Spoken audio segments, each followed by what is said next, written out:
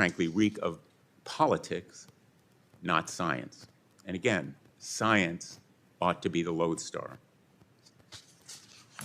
So I think we need to be looking at the present. We need to be looking forward. In the first 4 months since the president took office, he and his health secretary have fired at least 10,000 employees from public health agencies and cut more than $2.7 billion in funding for research, including $4.2 million for vaccine clinical trials. Let me repeat, clinical trials, money cut to do them.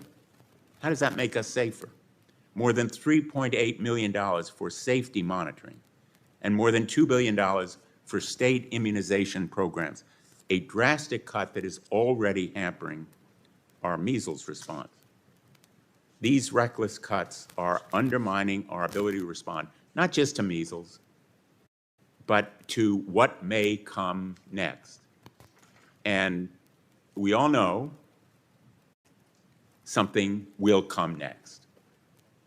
That's the history. We need to learn from history and science. Let me just finish by saying the capacity of our agencies to warn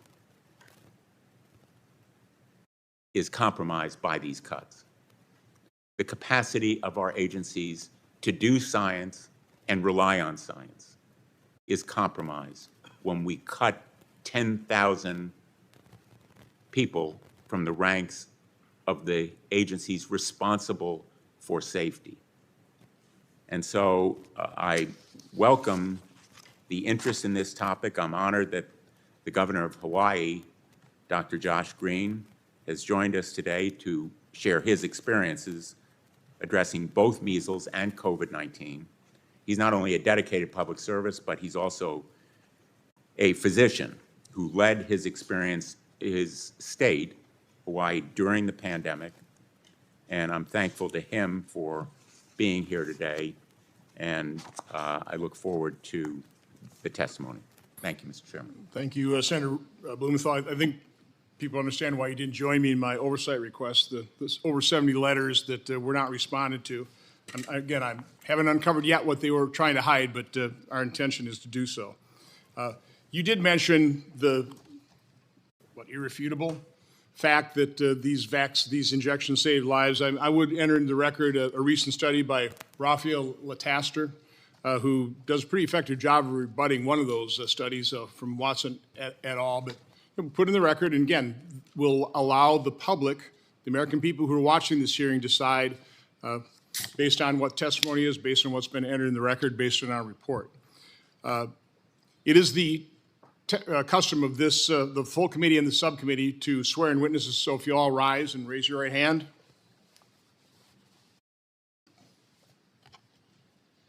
Do you swear that the testimony you are about to give before the subcommittee is the truth, the whole truth, and nothing but the truth, so help you God? Please be seated.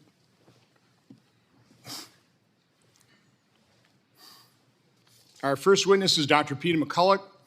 Dr. McCullough is an internist, cardiologist, and epidemiologist from Dallas, Texas. He is broadly published with over 700 citations in the National Library of Medicine. He has testified multiple times in the U.S. Senate, U.S. House of Representatives, European Parliament, and many state capitals concerning public health policy. Dr. McCullough.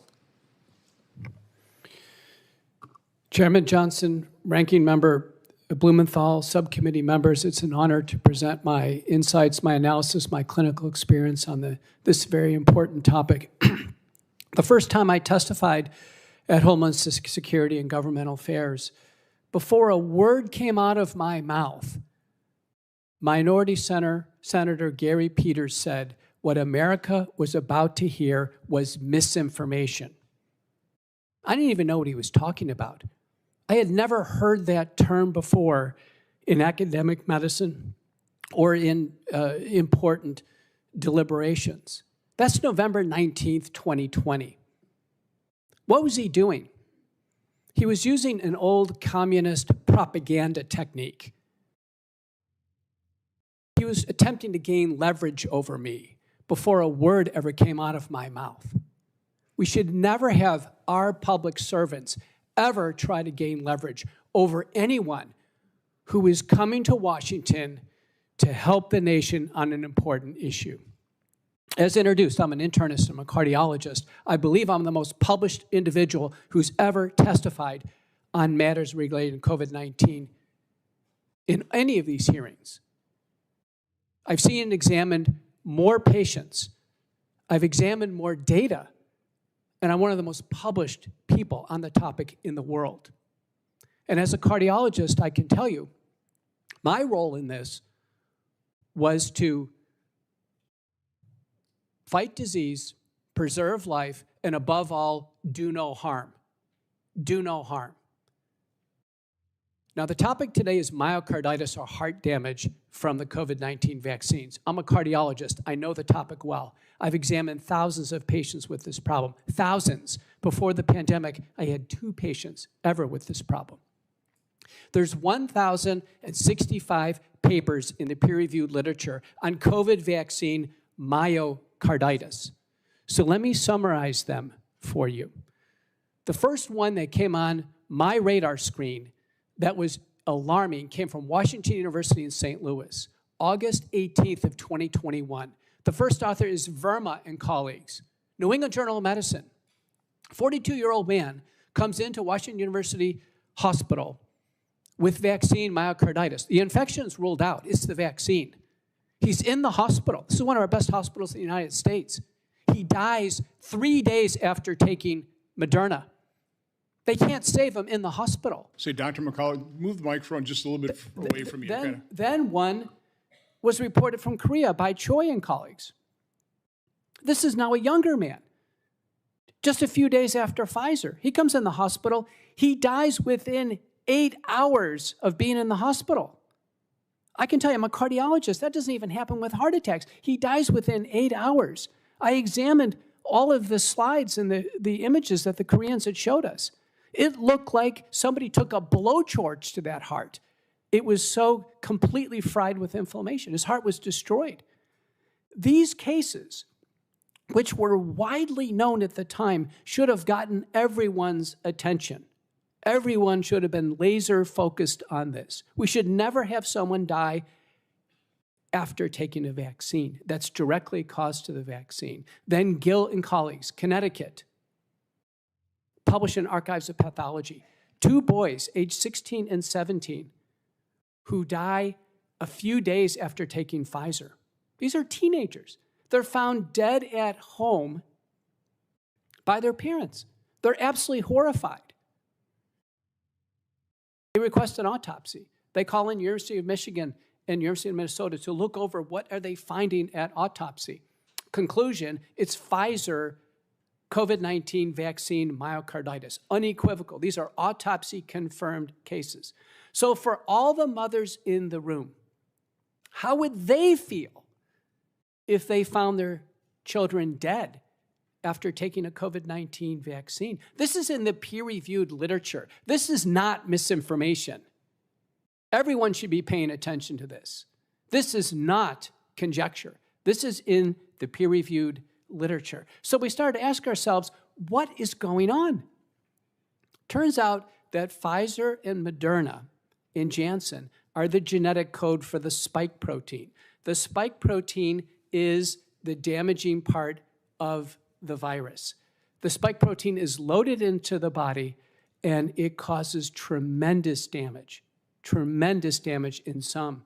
Acute myocarditis appears to have some genetic predilection, and all of the vials of the vaccine are not the same. But I can tell you, I'm concerned that until the vaccines are stopped, there will be cases of acute myocarditis. And to finish, we've had 216 vaccine deaths this year alone.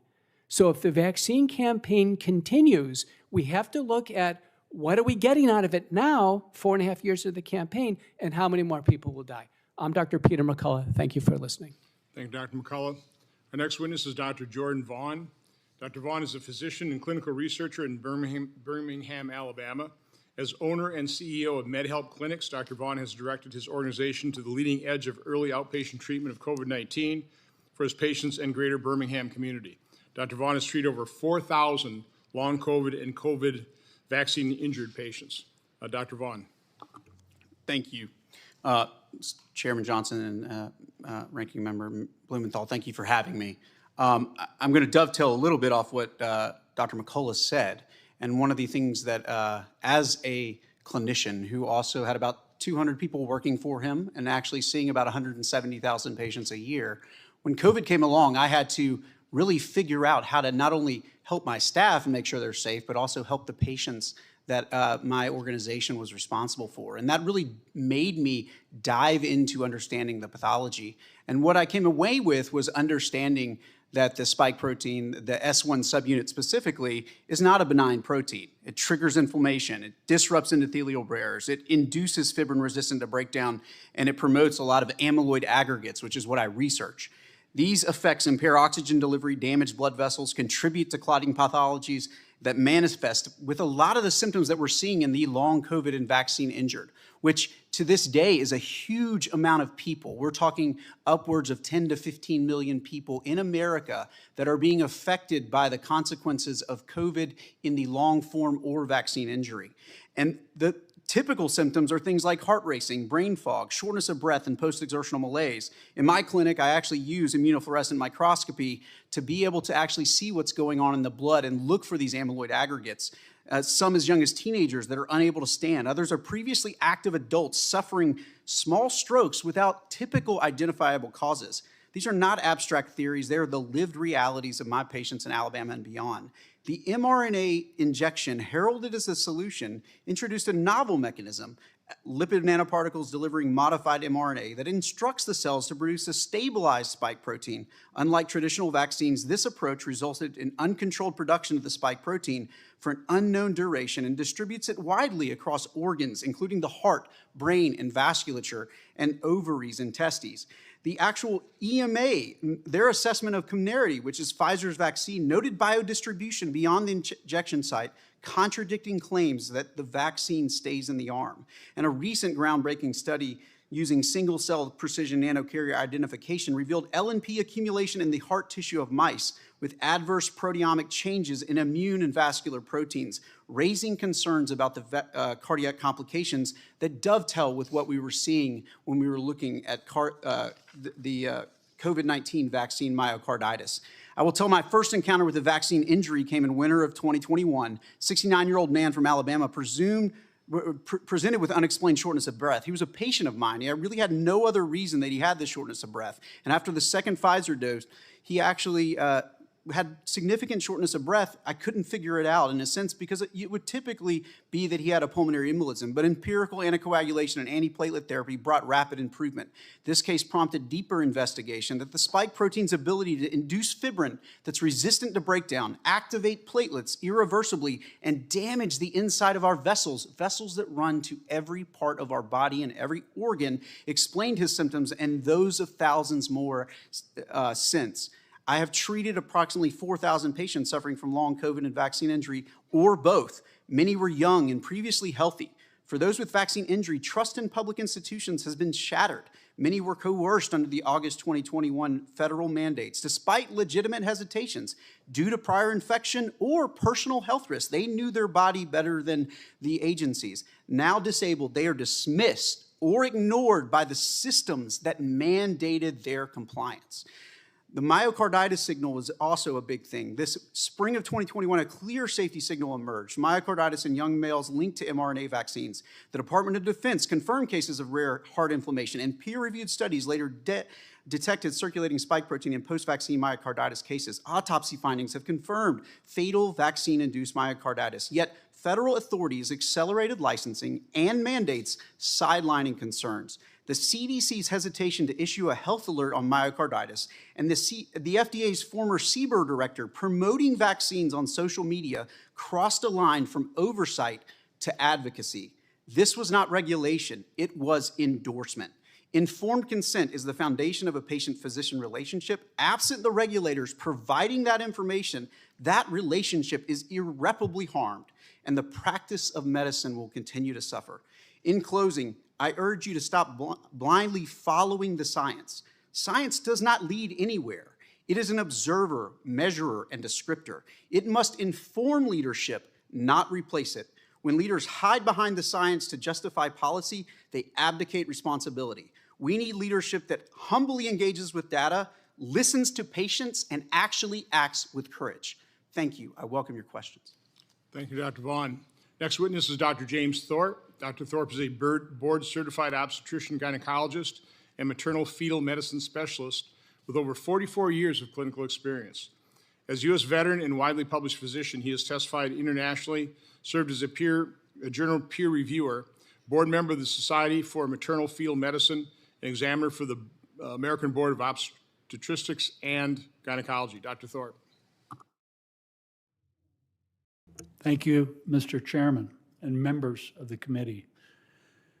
My patients, I focus on the most vulnerable patients, pregnant women and preborn.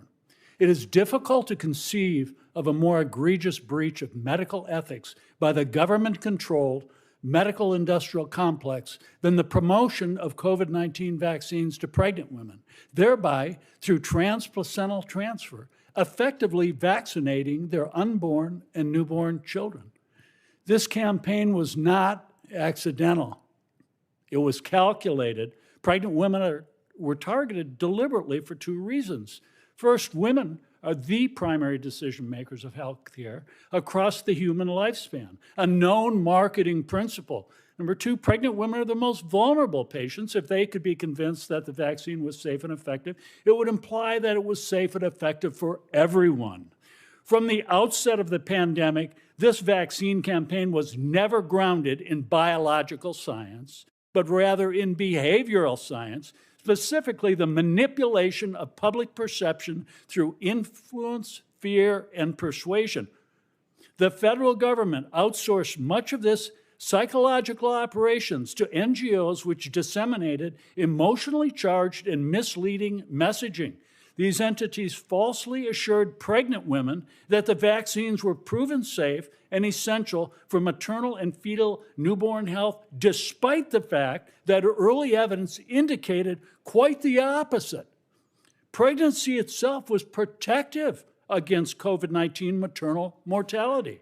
Dr. Jay Winston, an initiative director at Harvard School of Public Health, described the government's vaccine marketing approach in a 2020 CBS News interview. He explained that the strategy was to, quote, go for the low-hanging fruit, those easiest to pick and harvest, end quote. And the fruit, in quotes, tragically, were pregnant women. Only this deception was institutionalized in the now infamous Shimabukuro study published on April 21st, 2021 in the digital version of the New England Journal of Medicine. 21 authors claimed the miscarriage rate was 12.6%, but the raw data revealed an 82% miscarriage rate in women vaccinated during the first trimester. This figure mirrors the effects of chemical abortion drugs such as RU-486. Also, in the same journal edition, on the same day, an op-ed appeared by CDC Director Rochelle Walensky and journal editor-in-chief Eric Rubin. These publications were riddled with conflicts of interest and deliberate misrepresentations intended to coerce pregnant women into taking vaccines. Subsequent studies have also claimed that COVID-19 vaccines are safe and effective during pregnancy and have been rebuked by respected researchers. These publications are fundamentally compromised by serious conflicts of interest, ranging from biased funding sources and institutional mandates, and even threats to their medical licenses and board certifications. Between 2020 and 2022, pharmaceutical companies paid $1.06 billion to reviewers at leading medical journals, the New England Journal of Medicine, JAMA, Lancet, and BMJ, thus corrupting the peer review process. At least 6 existing studies, 3 from CDC, FDA, and 2 from Pfizer, revealed major breaches in safety signals for COVID-19 vaccines and pregnancy. These findings were ignored. Conversely, countless independent researchers with no conflicts of interest published findings that contradicted the false narratives and the pharmaceutical industry narratives, only to be rewarded by persecution, censorship, and threats to their medical licenses and board certifications. This is not hypothetical. It happened to me. On February 8, 2025, our team of researchers published a peer-reviewed study in Science, Public Health Policy, and the Law. We identified 37 adverse pregnancy outcomes significantly associated with COVID-19 vaccine, including miscarriage, stillbirth, birth defects, cervical insufficiency, premature rupture of membranes, preterm birth, and death of the newborn. Lin and colleagues in a major journal publication documented that the COVID-19 vaccine traverses the placenta, enters the fetal blood, and bioactively produces spike protein in the placenta and the lining of the uterus. Recently, animal studies revealed the mRNA COVID vaccine causes the destruction of 60% of the ovarian reserve in rats. This catastrophic public health failure was financed with taxpayer dollars and channeled through federal agencies to medical gatekeepers such as the American College of Obstetricians and Gynecologists, ACOG, the American Board of Obstetrics and Gynecology, ABOG, and the Society for Maternal Fetal Medicine, SMFM. These organizations have abandoned their ethics and responsibilities to physicians and patients and must be held accountable. I urge the government to immediately halt all funding to these entities and to end every promotional campaign that coerces or recommends experimental mRNA therapies to pregnant women. This must stop now. Thank you. Thank you, Dr. Thorpe. Our next witness is Dr. Joe Walskog. Dr. Walskog is an orthopedic surgeon originally from Wisconsin. He experienced an adverse event after his Moderna COVID-19 injection that he received on December 30th, 2020. He has subsequently been diagnosed with transverse myelitis, an unspecified autoimmune disorder, and autonomic dysfunction. He is medically retired. He is now co-chairman of REACT 19. Dr. Walskog. Thank you, Senator Johnson, Senator Blumenthal, and the subcommittee for inviting me to testify on the development and safety of the COVID-19 vaccines. I am Joel Walskog, a board-certified orthopedic surgeon, now medically disabled after one dose of the Moderna COVID-19 vaccine. Before the pandemic, I enjoyed a successful practice in Wisconsin, performing over 800 major surgeries annually. Trusting my health authorities, my practice followed CDC COVID-19 guidelines, delaying surgeries, and even temporarily closing. I proudly elected to get vaccinated, and within a week, I developed leg weakness, numbness, substantial balance loss, leading to falls, including one while treating a patient.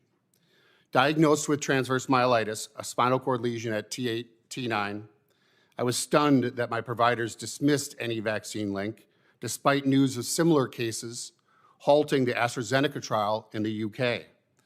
4 years later, while I can walk, I have been diagnosed with dysautonomia and an undefined autoimmune disorder, both debilitating conditions affecting multiple body systems. I remain medically retired. The career I loved and worked so hard for is now gone. In 2021, federal health agencies assured Americans that the COVID-19 vaccine trials were rigorous and closely monitored with rigorous post-marketing surveillance. They also claimed a robust safety net that would handle what they said were rare and mostly mild injuries with monitoring, follow-up, and financial aid. After my own vaccine injury, I learned the hard way that nothing could be farther from the truth. In my own battle to restore my health, I could not find a single reliable source of information from the CDC, from the FDA, or the NIH. Further, answers did not come from medical teams, the media, or even medical journals. Rather, the answers were being pieced together by tens of thousands of vaccine-injured patients, huddled together in social media-based support groups who are constantly fighting for their right to simply exist. You will hear today a great deal about myocarditis, maternal fetal maternal fetal complications and blood clotting disorders after the COVID-19 shots. I hope to talk more about the neurological adverse events to the COVID vaccines. These are the most common adverse event to the COVID shots. I am now co-chair of React 19, which is a national, science-based, non-political, nonprofit that represents over 36,000 Americans seriously injured by the COVID-19 shots. Our mission is to provide financial, physical, and emotional support. This gives me a unique perspective to share the collective experience of those who have been harmed, not just by the COVID-19 vaccines themselves, but also by the US government. React 19 surveyed our 36,000 members, asking if the FDA takes vaccine injuries seriously. 100% said false. Not even one person voted favorably. The vaccine injured share a uniform story. We did our duty for our country, became injured, disabled, or died. We further reported to VAERS and VSafe, repeatedly contacted our elected officials and applied to the Countermeasures Injury Compensation Program, or CICP, only to face silence from the VAERS, no response from VSafe, ghosting by our own representatives, and a 98% rejection rate from the CICP. The many cries for help were ignored. Some were studied at the NIH in a program under Dr. Fauci, where they were diagnosed with vaccine complications, but never disclosed to the public, despite promises that the NIH would do so. Privately, the agencies said neurological conditions needed early recognition and treatment, while publicly they remained silent and often denying that they were even treating vaccine injuries. Rather, they promoted boosters and high safety claims, while the White House directed social media to censor, quote, true stories of vaccine injury, end quote. Relegating NIH confirmed injuries into silence. That silence by health authorities, elected representatives, and even our White House has resulted in even more severe health outcomes and worse for many, death. The PrEP Act shields drug companies from injury liability and strips Americans of their constitutional right to due process and jury trial. This liability shield places the responsibility squarely on the US government to address this crisis. Our constitutional rights must be replaced with effective safety monitoring and compensation. Today, these programs are dismal failures. Congress must urgently reform these failing systems or remove itself as a middleman and repeal the PrEP Act. An analysis of clinical trial data showed that for every 800 people vaccinated, one suffers a serious adverse event. We are here today to end the silence for the 1 in 800. It is time to stop politicizing vaccine injuries and start building meaningful recognition, research, competent care, and fair and just compensation. At React 19, we say we've had negative reactions, but we're about seeking positive actions. I will not stop until these humanitarian goals are met. Thank you. Thank you, Dr. Walscock. Our next witness is Mr. Aaron Siri. Ms. Siri is the managing partner of Siri and Glimstad with over 85 professionals. He has handled numerous high-profile cases involving challenges to medical mandates, restoring exemptions, agency transparency, including forcing FDA to release the COVID-19 vaccine licensure documents, and deposing immunologists, infectious disease doctors, and vaccinologists. Mr. Siri. Good afternoon. Thank you. Our vaccine practice, I believe, which has over 40 professionals, it doesn't represent pharmaceutical companies, I believe is the largest vaccine practice in the world. When we litigate vaccine cases, we cannot rely on credentials or fancy titles. We have to prove our claims with high-impact data and sources. For example, I saw a slide put up that showed 3 million lives were saved from COVID-19 vaccines. The citation to it was to the Commonwealth Fund. If you follow that, that's not a peer-reviewed study. That's a blog. It's a blog that used a mathematical model to calculate that 3 million lives were saved. So I agree with the Senator Blumenthal who said, quote, claims made, I think you meant regarding vaccines, we need to examine the evidence. And that's an example of that. We need to look carefully at the evidence we are relying upon when we are making claims about vaccines. I don't think that if I went into court and I was relying on a blog that used a mathematical model, I would be laughed out of court if I was making those claims about vaccines.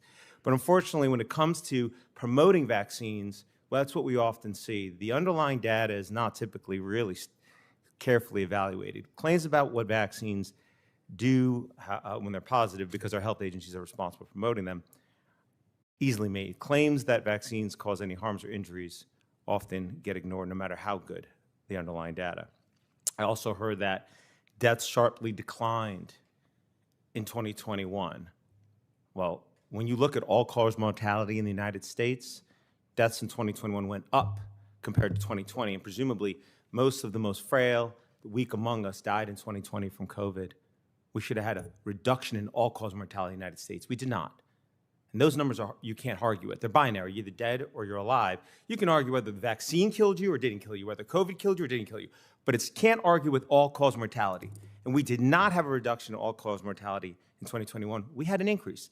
And we really need to answer that question. We have sent many letters to our federal health officials trying to get an answer to that. With that said, not only do we need to carefully study the data and science before we go and litigate our vaccine cases, because again, I don't have a MD or a PhD or an MPH, we also need to understand the economic and regulatory framework around vaccines. And COVID-19 vaccines did not just fall into a vacuum. They fell into a very well-developed regulatory and economic framework for vaccines that has developed over the last 40 years. For every product on the market, you can sue the manufacturer for harm, for design defect claims, meaning the claim that the product could have made safer. I mean, literally, look around this room, planes, cars, pharmaceutical drugs, every one. There's only one product in America. You cannot sue the manufacturer for design defect claim to claim that it could have been made safer, and that are vaccines. I heard, injections, vaccines. My definition of vaccine is any product for which the government needs to give it immunity from harms. To me, that's what a vaccine is, because some prevent infection, some don't. That's what a vaccine is, meaning it can't survive without that immunity, apparently. Why did vaccines get this immunity, which was provided in 1986 under the National Childhood Vaccine Injury Act?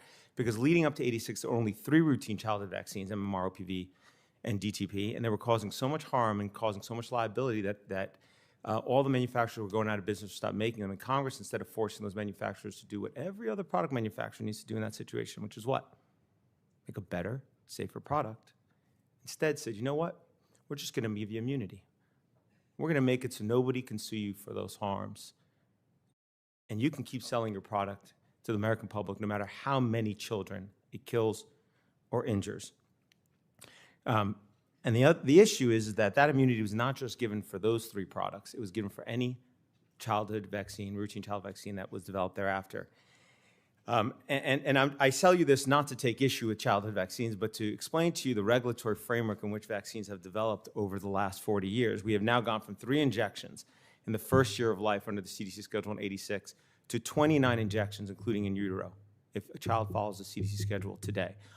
Every one of those vaccines, save one, was developed by a pharmaceutical company knowing they would not be responsible for the injuries that are caused by those products. So when you have drug trials where pharmaceutical companies, they care about losing money, they don't want to lose money on their drugs, they often do multi-year placebo-controlled trials before they get on the market because they don't want to end up upside down. They're there to make money. But with vaccine products, because they don't have that financial incentive, they have the disincentive. Almost every childhood vaccine in this country is licensed based on clinical trials with no placebo control, save for COVID-19 vaccine, often days or weeks, up to maybe 6 months of safety review after injection, and are often extremely underpowered. Those trials could never have really confirmed the safety of this product, and my submission to this committee laid out every single vaccine and put them in detail. I will, since I'm running out of time, I'll just wrap up by saying this. You might say, well, okay, the pharmaceutical companies did that, but why would the FDA allow it? It's because, unfortunately, our federal health authorities are hopelessly conflicted. Congress gave them conflicting structural duties. They're responsible for promoting vaccines and for defending them in the Vaccine Compensation Program. And you also asked them to be responsible for safety. Those conflict. One has overtaken the other. And for the most part, based on our over 2,004 requests to federal health agencies over the years on behalf of our client, I could tell you, our federal health agencies act like partners with pharma. They encourage their inroads. They act basically in the shoes of pharma, because when the immunity to liability was given to the pharmaceutical companies, Congress recognized that apparently and transferred all the safety functions to HHS and the mandate for safer childhood vaccines. And by doing so, it's made them hopelessly conflicted. That was a very, very quick way to try and convey the regulatory and economic framework into which COVID-19 vaccines fell into, and why, from the pharmaceutical and FDA's perspective, the COVID-19 vaccine clinical trials may have been robust, and they were compared to childhood vaccines, but compared to drugs or anybody that actually wants to assess safety, they absolutely were not robust. They were incredibly anemic. And as for post-licensure, regulators didn't do their jobs, but really they acted like pharmaceutical companies seeking to cover up harms and avoid reputational damage and financial liability. I hope this hearing can help begin the process of changing that. Thank you, and I apologize for going over on my time. Yep. Thank you, Mr. Siri. Our final witness is Governor and Doctor. I've always found senators like to be called doctor, if they are one. So Governor and Dr. Josh Green. Governor Green is the 9th governor of Hawaii. He earned his degrees in biology and anthropology from Swarthmore College and an MD from Penn State's College of Medicine. Dr. Green served 2 terms in the Hawaii House of Representatives, 3 terms in the Hawaii State Senate, and a term as lieutenant governor, during which he was the state's point person addressing the COVID pandemic. Dr. Green was elected governor in December 2022. Governor Green. Thank you, Chair Johnson. Thank you so much for welcoming me. Thank you, Ranking Member Blumenthal. Thank you, Senators. First of all, I'm coming to you as a physician. When I speak as a doctor, I'm here to say that vaccines save lives, period. I care about saving lives. You care about saving lives. Everyone in this room, I believe, cares about saving lives. But I've seen firsthand children dying from the spread of preventable diseases because of vaccine skepticism, because people lose faith. I've seen the lives of some children in one house who are vaccinated live, while children in the house next door who have not been vaccinated die. And we saw a lot of this during COVID. I want to tell you a little bit about my COVID experience as the COVID liaison in my state, a state of 1.4 million people. And let me preface this by saying we worked very closely with President Trump and his team. And then subsequently, as Lieutenant Governor, I was able to work very closely with President Biden and his team, and I appreciate them both. I appreciate that President Trump, using Operation Warp Speed, got us a vaccination in an extraordinary time. We were desperate as healthcare providers. I worked as an emergency room physician virtually every single weekend for 20 plus years, including through the whole pandemic. And this is what I saw. I saw people dying of terrible disease when they caught the Delta variant of COVID especially. I saw people recover better when they had been vaccinated. In Hawaii, we had the lowest mortality rate in the country. We had the highest vaccination rate in the country. People have asked me in the course of the prep for this hearing, well, is Hawaii safer because it's a tropical island state? No, actually, it's quite the contrary. We had COVID coming from east in Asia, where it originated, and west, travelers from the mainland. But we put together programs based on science. Day by day, I counted case after case after case because there was so much uncertainty. And I was able to share in our state where we had infectious disease doctors, where we had extra need for ventilators, where we had extra need for vaccinations, where the rates were lower.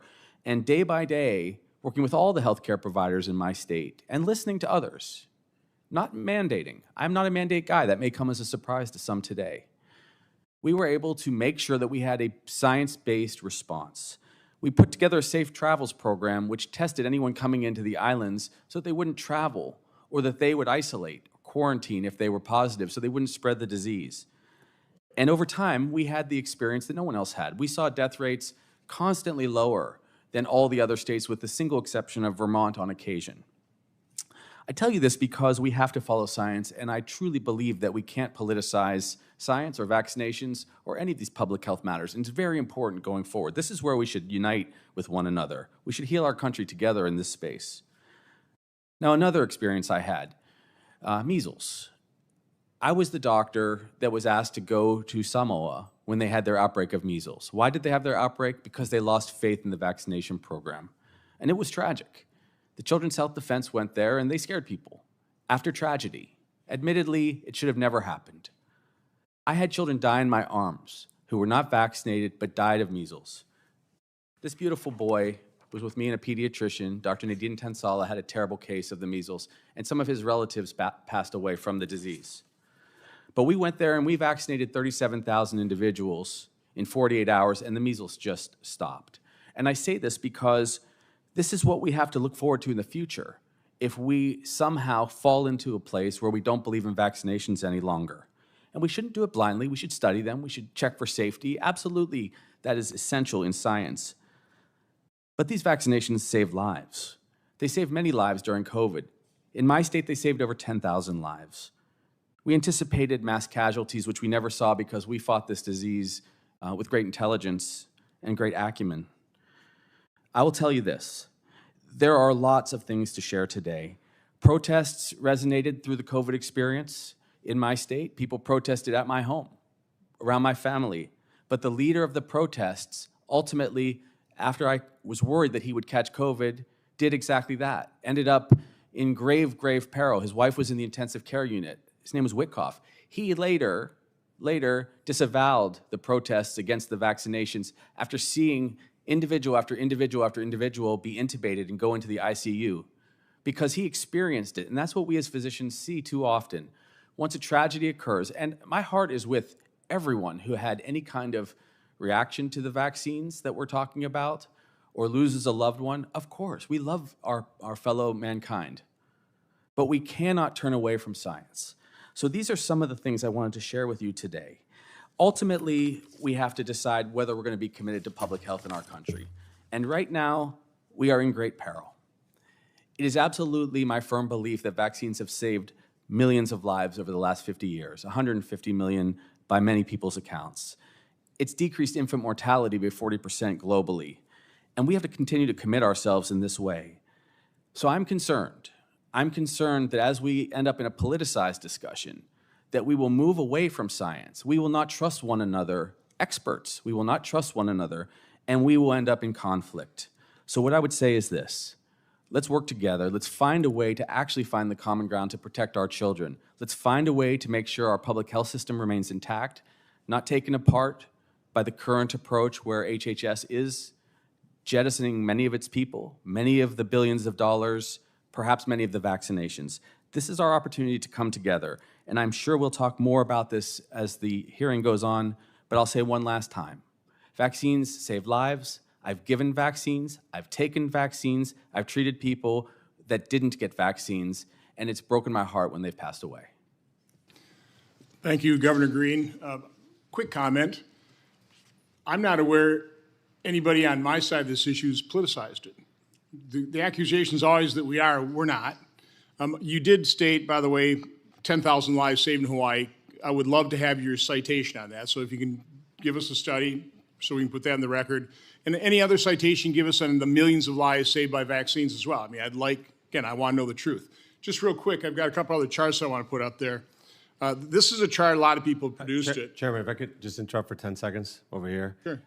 Is today's just a point of order? Are we talking about vaccines or are we talking about the COVID vaccine? Well, specifically, we were talking about the hiding of the safety signal on myocarditis. So we're not talking about all vaccines? We can talk about anything you want to. Okay. I mean, again, it has obviously opened up because we're also talking about the corruption of science. And I think science has been corrupted. So fair game. So, and again, I appreciate you staying here and stick around and ask a lot of questions. I think you'll learn an awful lot. Put my time back on the clock. No, I'll take whatever I want. This is a chart.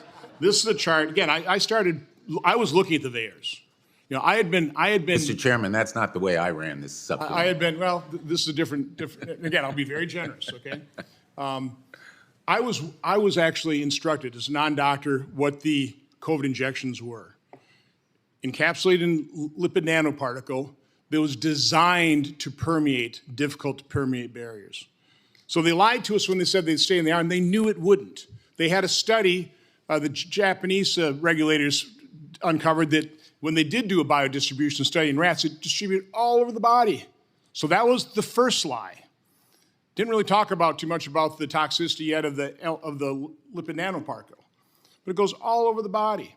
So I was aware, and again, that this was not a standard vaccine. This isn't a attenuated or dead virus that the body reacts to. This actually hijacks the cell, has the cell produce the spike protein, which is toxic to the body, which means the body attacks it. Again, I'm a layman, but it's pretty simple for me to understand this. So I was aware of this like in October. So I'm watching VAERS, and so I'm publishing these charts, and I'm being censored. I see the next chart, chart number 2. This is the full history of VAERS and the number of deaths being reported associated with the vaccine. You got a couple hundred a year until 2021, and yikes, 21,725 deaths worldwide. Why? And everybody's saying, no, this is safe and effective. The vaccine injured were being gaslit. They weren't being treated. They're still being gaslit. There is no, by the way, there is no compassion, Governor. I could fill this room with photos of people who are dead because of the COVID injection. I could fill the room. And that is being denied. That is being denied.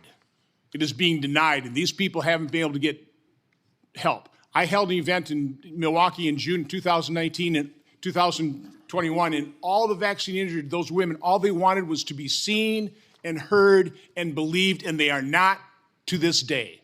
Okay? So again, they're not the ones politicizing. They just want to be helped. They want compassionate doctors to treat them, to recognize what caused their illness, not gaslight them, not deny that it exists. But anyway, so you take a look at this chart, and they're still denying that this, nothing to see here. This is safe and this is effective. Okay? Next chart. This is the current VAERS chart. 38,607 deaths reported worldwide associated with the COVID injection. And we know VAERS dramatically understates, by a factor of 10, 100? We know it understates it. 9,228 of those deaths are occurring on the day of vaccination, the 1 or 2 days. Okay, I know VAERS doesn't prove causation, but man, that's a correlation we should have been looking at, but they ignored and they censored. But enough of that. Dr. McCullough, please, in my layman's terms, I just kind of laid out the harmful mechanisms of this injection. Can you and Dr. Vaughn, because I think you've both spoken to this, again, in layman's terms, talk about why this caused so much harm in so many different ways because of the biodistribution. Dr. McCullough. 80% of Americans took a vaccine. 20% didn't. 20% did not take a vaccine. The vaccine was never safe enough for me to take. Messenger RNA, devised by Pfizer and Moderna, has been chemically modified to be unassailable to enzymes in the body to be broken down. The messenger RNA is found in the human heart of people who die after the vaccine. It's found in the brain. The spike protein is found everywhere in the body. 3 studies now show the spike protein is circulating in the blood for 6 to 9 months after people take the shot. This part of the virus, the lethal part of the virus, in the vaccinated, it's circulating in the blood. And then they take a booster, they get more circulating in the blood. It is a killer protein. It cannot be safe. It was not safe by design. Safety trumps efficacy. We cannot tolerate false drug claims. And we saw a poster behind Senator Blumenthal making a false drug claim that vaccines saved millions of lives, specifically the COVID vaccine.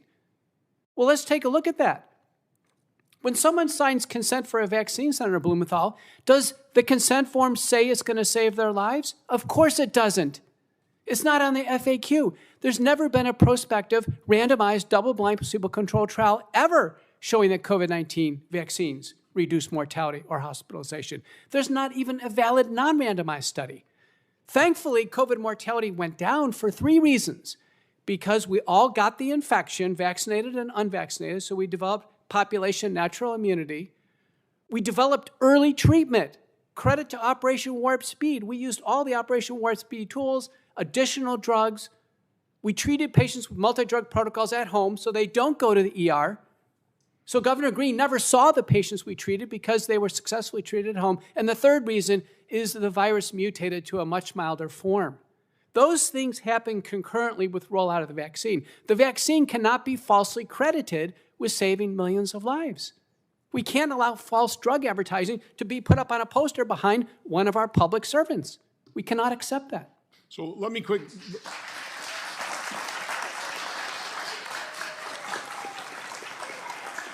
And I will have a lot more questions. Put up that optional chart number 4 here, because I think this is something I developed, September 2021. And this shows the number of daily cases of COVID.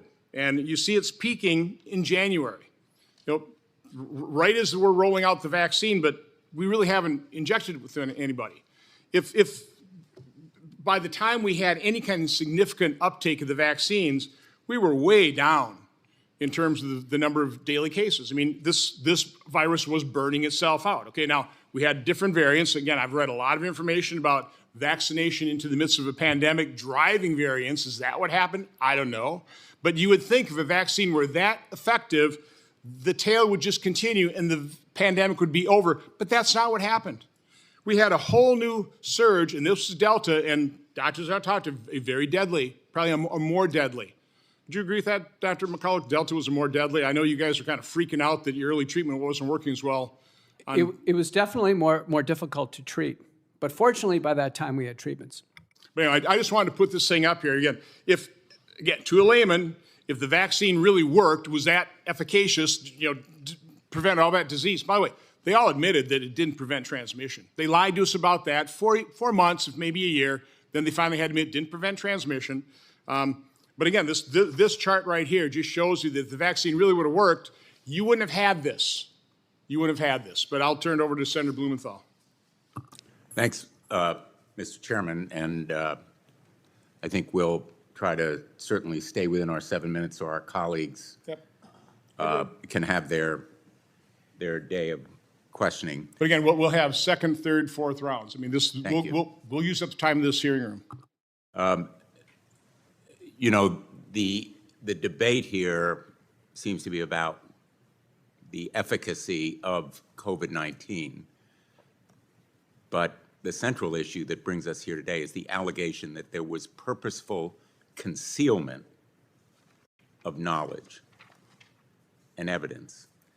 And I just want to make the point, I may be sounding a little bit like a lawyer, not a physician, but purposeful concealment, intentional hiding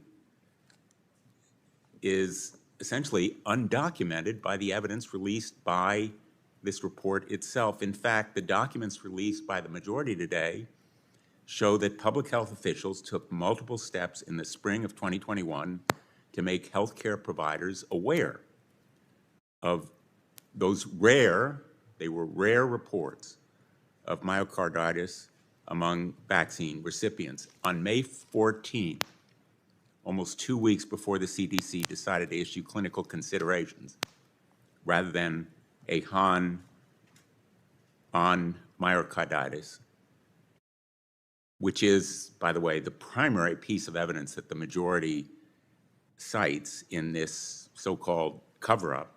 The CDC's National Center of Immunization and Respiratory Disease sent an email to state and local health departments around the country entitled, quote, "Monitoring Reports of Myocarditis," end quote. The email noted risks and contained a reminder that providers were obligated to report cases. 5 days later, they sent out a follow-up email urging recipients to let providers in their region know of risks and reminding them once again of the obligation to report cases. I have 2 emails here that are in the majority report They're available to the public. I ask that they be made a part of the record, Mr. Chairman. Objection?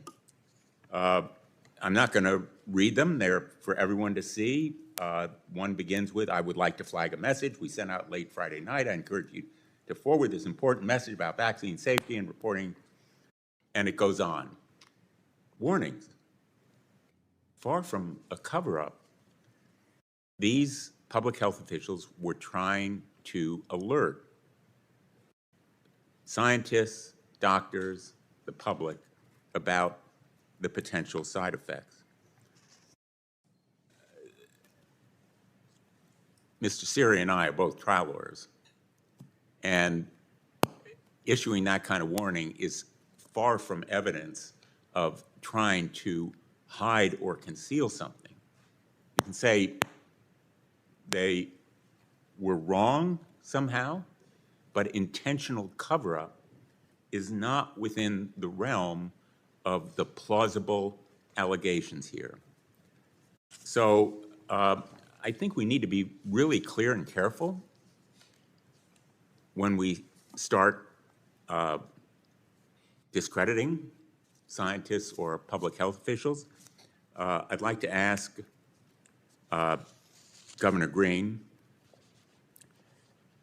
can you tell us how, as a physician, publicly funded research, which is being cut by this administration, is important to establish not only new vaccines, but also the safety and efficacy of ongoing use of vaccines?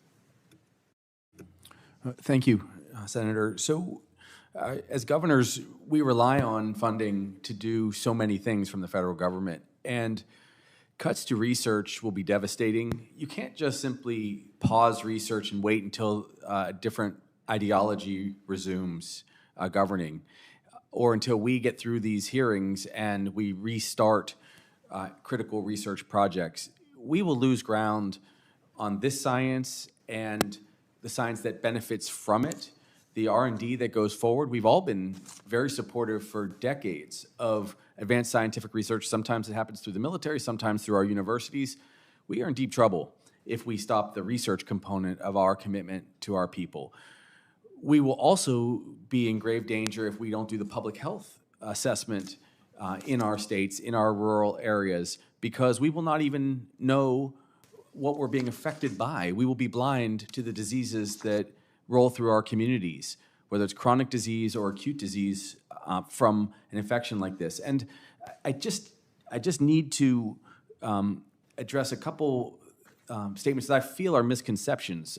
And I'm not judging. I feel that there is a misconception that the COVID vaccination didn't decrease the severity of disease. That is what it did. It decreased the severity, and I saw this clinically, and we saw this from a public health standpoint. It decreased the severity of what people were facing, so they didn't die, or they died at a much lower rate. And you can see that in the charts that we've seen, but through looking at them through a different lens, the exact same charts. When the death rates dropped because people had begun to develop immunity, because their immune systems were responding to the vaccination. And in fairness, we could debate the language, but even some of the individuals that are also testifying with me here today referred repeatedly to the mRNA vaccination because it was putting these particles into people, and then the immune system was responding to them. And so I do feel that it's a vaccination, but be that as it may, we ultimately saw the ability to stop the severe and deadly cases in our hospitals. And so there are many ways to view vaccinations. There's many ways to view treatments, and they're all valuable. For some, vaccinations straight up stop infection from occurring. That's the case when we talk about measles. Measles, mumps, rubella, when you get that vaccine, you really prevent the spread to a great degree. And it was commented earlier that we were misleading, or we were being misled by others on what the vaccinations were doing and what the information was that was being shared. Well, let me tell you what it was like during that period. And we all saw it. There was a great deal of confusion because the unknown was so enormous. And to the credit of scientists and to the credit of those who invested in the research at, again, extreme speed and extreme dollars, we were able, as a nation and a global community, to find our way to something that helped us. Now, of course, there were some tragic outcomes, and again, not a single case should ever be dismissed, minimized. No one should be impugned. But the grander picture of a vaccination program is to protect all and to find a way to protect people so that they can also help protect the people around them, which is why the research is important, the spending is important, why I'm very concerned about the announcement yesterday that we will only be recommending vaccinations for people over 65 or those with chronic disease, because a couple points. One, first of all, and I'm sure many of you had this experience, the chairman mentioned going to Swarthmore College, which was my alma mater. The president of our class, named Nick Jesdanin, 51 years old, unvaccinated because the vaccinations were not yet available, healthy, a marathon runner, died of a COVID infection. He was a prominent writer, an extraordinary human being, but utterly healthy. And that may have been, of course, more rare than an 82-year-old or a 91-year-old contracting COVID and dying, but it does happen. He is an individual that would have been vaccinated immediately when given the opportunity. And also, the reasons that we were able to avoid so many unnecessary deaths in a very difficult to treat state, where we have 1, 2, 3, sometimes 4 generations of people living under the same roof with one provider. The challenge there is if we suddenly can't vaccinate teenagers or people who are 28 years old and are the breadwinners for their community, and we have another pandemic, or we have this outbreak worsen again, they will come home with the disease and very likely spread it to those who are vulnerable. And so I'll pause there. I just say that we should give people choice and we should honor and respect their stories, but we have to do the research. But their stories haven't been honored and respected. Our next question will be Senator Kim. Yeah, thank you. Governor, I guess I just would like to stay with you here for a sec, because I think you have an interesting perspective, someone who's both a doctor as well as an elected public official in an executive position. And I'm trying to digest the information that I'm hearing here and thinking about how to talk about it to my constituents back in New Jersey. And if they're watching this, I think that a lot of this is beyond what the average person understands. It's beyond what I understand in terms of the fullness of what happens in terms of our health system.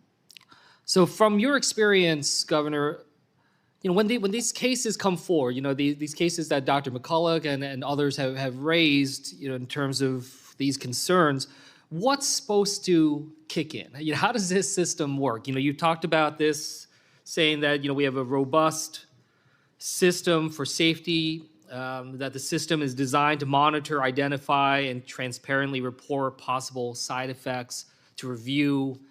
Can you explain to me and my constituents, how this unfolds and what to expect? Yes, thank you, Senator. So the way it should work is that we totally support science and we support public health so that we are able in labs and in public health offices to take in the concerns, the complaints, the vignettes, the data, and analyze it thoroughly. And to the chairman's concern, I'm sure some people were not listened to or they felt not listened to, and that should never happen. That is one of the great challenges of our modern time, where we're talking past one another, where when people are spreading their stories anonymously, sometimes they're spread in ways that are not really even from the individual who's suffering themselves. There are great challenges, but we have to have this robust system. And how do you talk to people? How did I talk to people? In my state, and many people feel that we had the most positive and effective strategy to deal with COVID, was because we did something very simple. It was partially accidental. In the early days of COVID, I started a whiteboard. And ultimately, tens and hundreds of thousands of people followed this whiteboard. And just so people know that it didn't have bias, implicit or otherwise. It didn't have partisanship. I just put the actual numbers that we had to the minute of how many cases that day, how many people were vaccinated, how many beds we had, how many intensive care unit beds were available, how many ventilators were available at each facility, how many infectious disease doctors, and so on. So that if someone truly didn't believe COVID was a threat, and some people felt that way, they could just look at the data and decide for themselves how they would respond in their lives. This is how you talk to your constituents about something that's this disconcerting, in fact, terrifying. And we just showed day after day after day, in a brief moment, sometimes 90 seconds, exactly what we had as the best data, long before we had these very complex reports from Johns Hopkins or USC or other universities, okay? Before we had that, we had our capacity in our state to share with our people what we were dealing with. And so what happened? Now, people could argue about this, but I will tell you that I believe we had far more people get vaccinated because I just shared exactly what we were experiencing. And I'll tell you, I look back at some of those early reports, and I sometimes shudder a little bit because we learned so much, which is what happens with science during one of these crises. You learn as you go. There were times, as you know, that we didn't have the right recommendations on masks. And we, of course, could debate that in this room, I'm sure. But we gave our best scientific data and our best experiential data. And that's how you talk to people. And yes, you never tell people that they are not valued, and you never just dismiss their stories. And I'm positive I or others have been guilty of that in the moment, and we shouldn't be. But we also should not demonize one another. And when we, in my family, ultimately had protesters, which did, to a large degree, cross some lines, when some people were just communicating with me, other people, I have to be honest with you, some people wrote swastikas on signs that were next to my home. Certainly, my father's Judaism had nothing to do with my COVID response.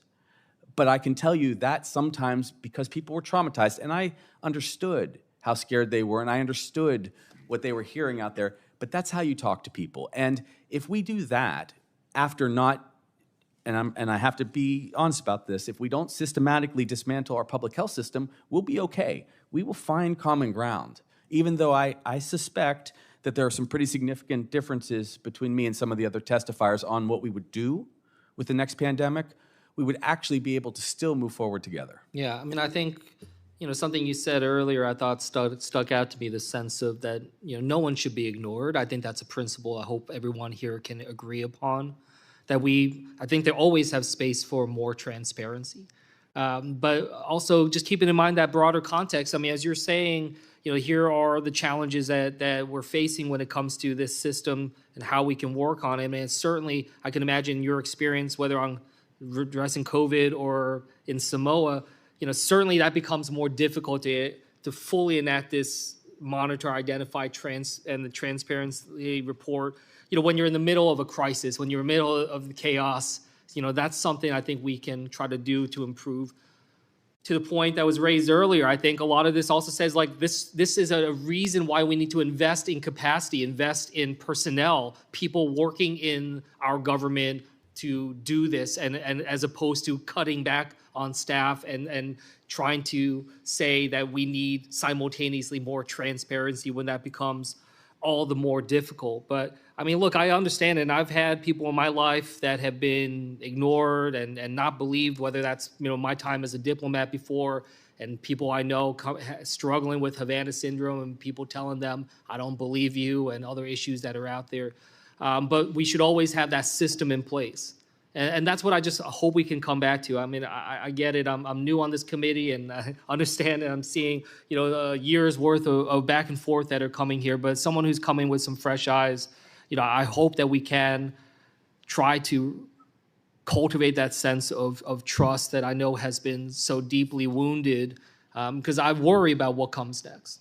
I worry about how we deal with the next diseases, the next pandemics, how we try to move forward and understand how this technology of mRNA and others try to move forward on. So I just appreciate, being able to hear this all and try to figure out how best I can be able to relate to the people in New Jersey, around this country, about the safety of the COVID vaccines that I have seen be able to save lives, but also be able to assure that we won't ignore people if they have other concerns, and we do our best to be as transparent as possible and to be careful of accusations of personal malfeasance, especially with some of our public servants, in terms of whether or not they were intentionally withholding information or not. We need to be very careful about those accusations on this committee. And with that, I'll yield back.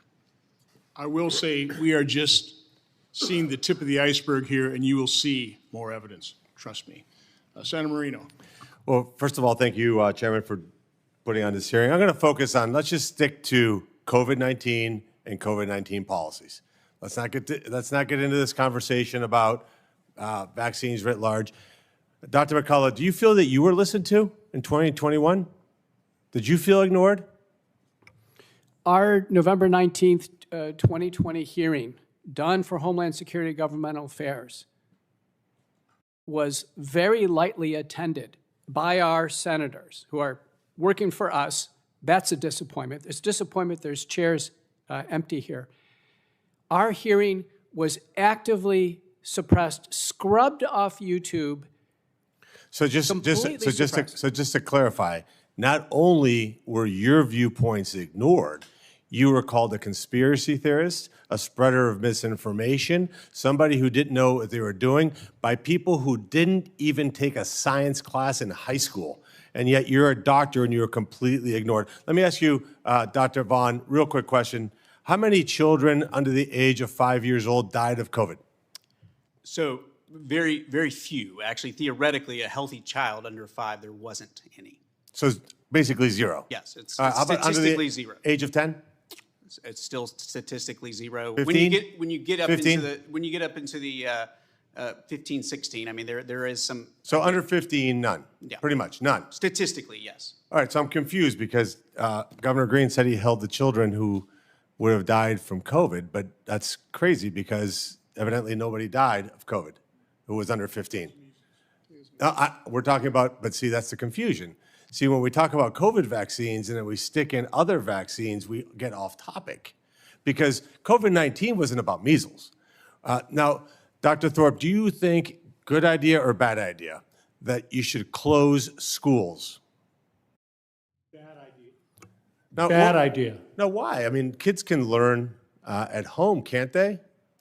They can learn very well at home, but at school, they will have the opportunity to develop natural immunity. So, and school, well, by the way, schools is where you socialize, you learn your behaviors, you learn how to meet other people. Because if we don't believe in schools, the federal government and state government can save a lot of money. So schools are important. Let's just get that out of the way.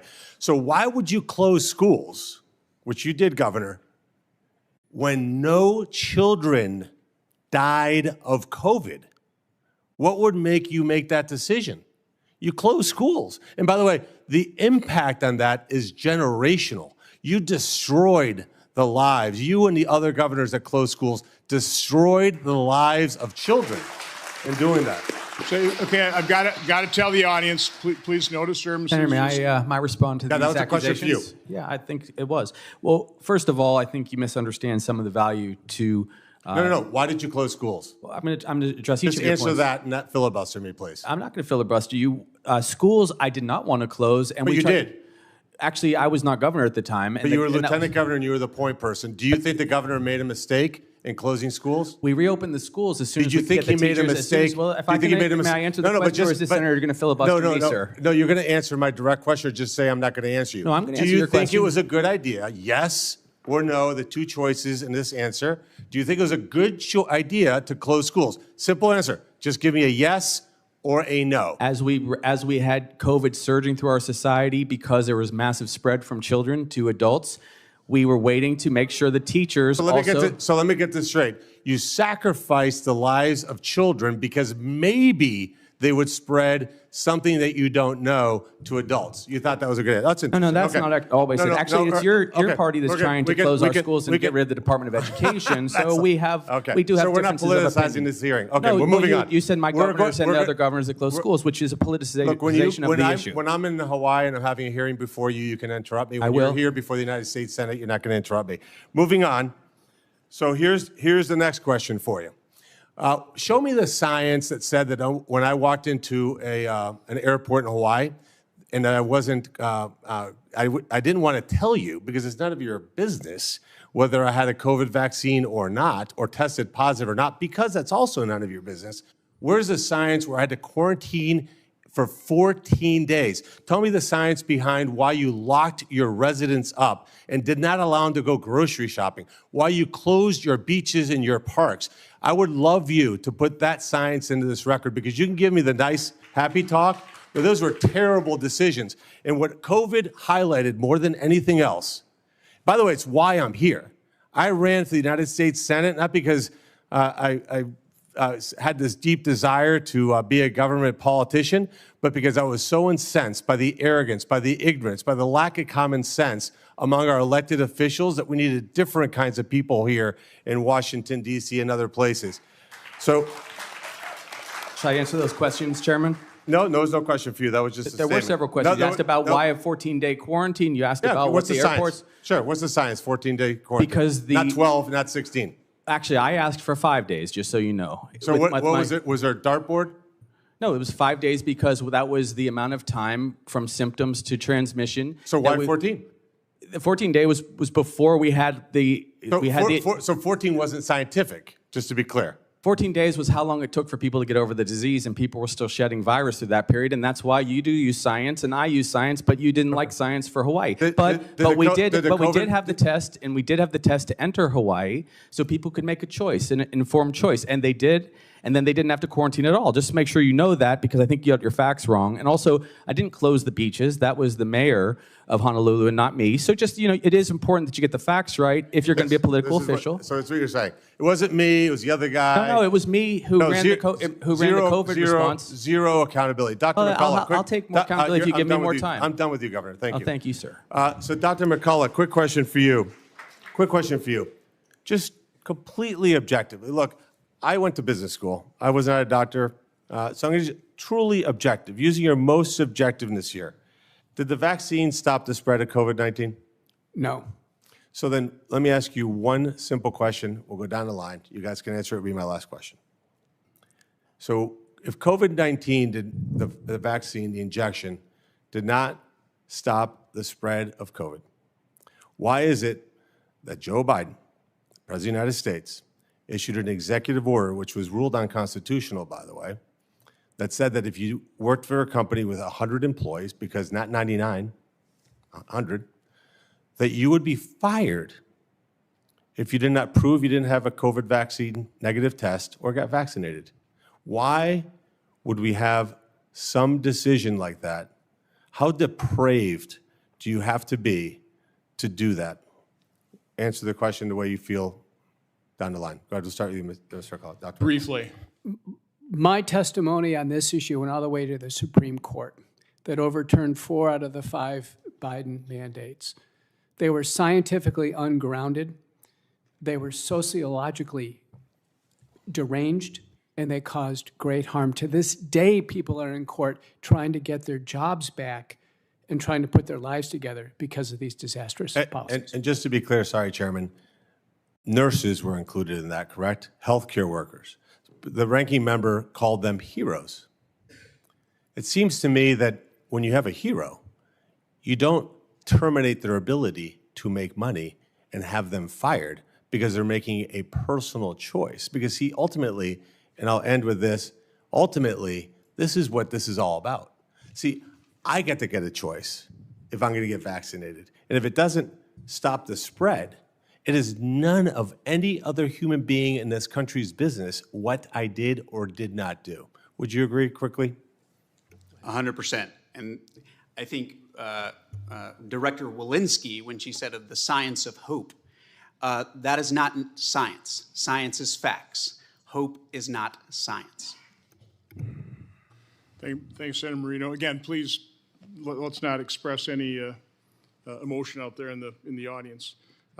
Dr. Walskog, I just have to go to you because you have direct experience. I almost feel like bringing up Breanne Dressen to talk about the concealment that you witnessed firsthand when it came to your working with, Bree's working with NIH officials, trying to do studies, being carried along with some assurance that this was going to be revealed to the public, and it never was. Just talk about that level of concealment. Again, there's going to be so much evidence of this if it hasn't been destroyed. This is just the tip of the iceberg, what we're seeing here with myocarditis. But talk to what you and your fellow vaccine injured who were dismissed, who were gaslit, who were treated horribly. I mean, horribly when you came to the United States Senate and asked to be heard by senators and their staff, you were treated. Describe how you've been treated. Well, thank you, Senator Johnson. So what I'd like to say is being vaccine injured in this country is unfortunately a huge polarizing event, which it should never be. If I could describe one word that I think all, if not most, vaccine injured will say is, what's one word that describes your experience after your injury? And it's abandonment, okay? We get attacked, we walk a tightrope. We get attacked from the right say, we're stupid, we shouldn't have got a shot, we should die. Okay, and I could show you social media stuff. The left says we're anti-vaxxers, which to me is one of the most ignorant things to say of myself because all my children have been vaccinated. I got vaccine injured because I got vaccinated. But still, regardless, we get called anti-vaxxers. We report these to VAERS, okay? Nothing happens. I had an adverse event, which was, delayed the AstraZeneca trial in the United Kingdom, 2 times for 3 cases of transverse myelitis. I expected a call the day after. Days passed, weeks passed. By 3 weeks, I called the CDC myself and demanded, a response.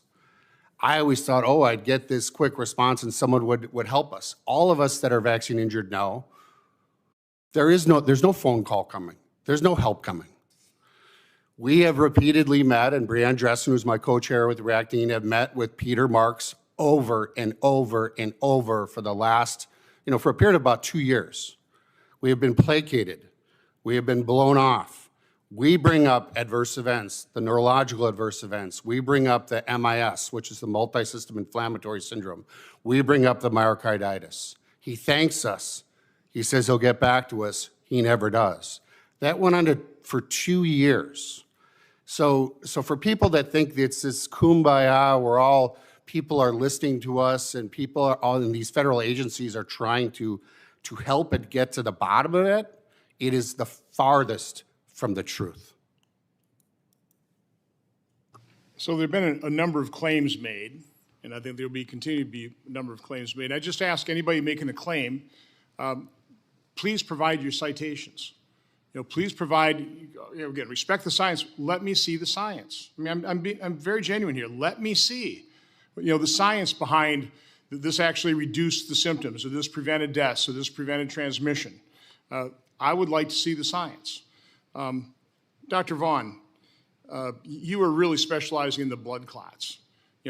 I've seen video after video, picture after picture of these long white blood clots in autopsy. We've also, throughout COVID, autopsies were really discouraged. We weren't seeking the scientific truth. I see Dr. McCullough, I'll have you kind of answer that, but Dr. Vaughn, first talk about the clotting we saw and what you know in terms of what was discovered under autopsy.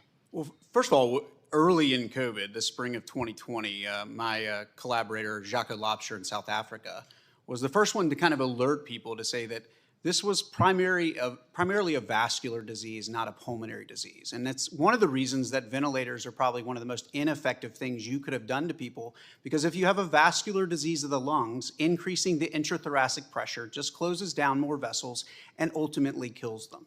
And what we also saw was if you went into the hospital in the spring or summer of 2020, you were twice as likely to leave alive if you were already on a blood thinner.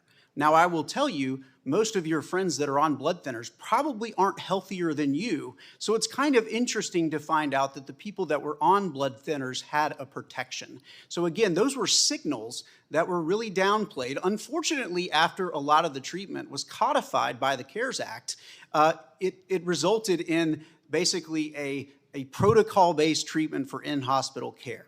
As long as you start, can you, anybody describe remdesivir? Anybody want to speak to that? If not, I'll do that for another hearing. I mean, just the conflict of interest of how that was being approved.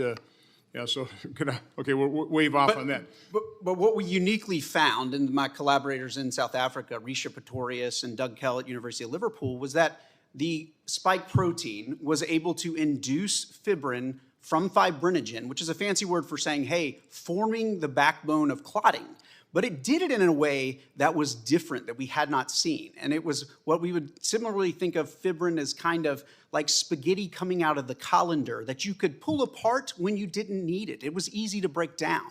But the actual clot that was formed in COVID or from the spike protein from the vaccine was like burnt spaghetti casserole that you have to get a Brillo pad to get off the dish.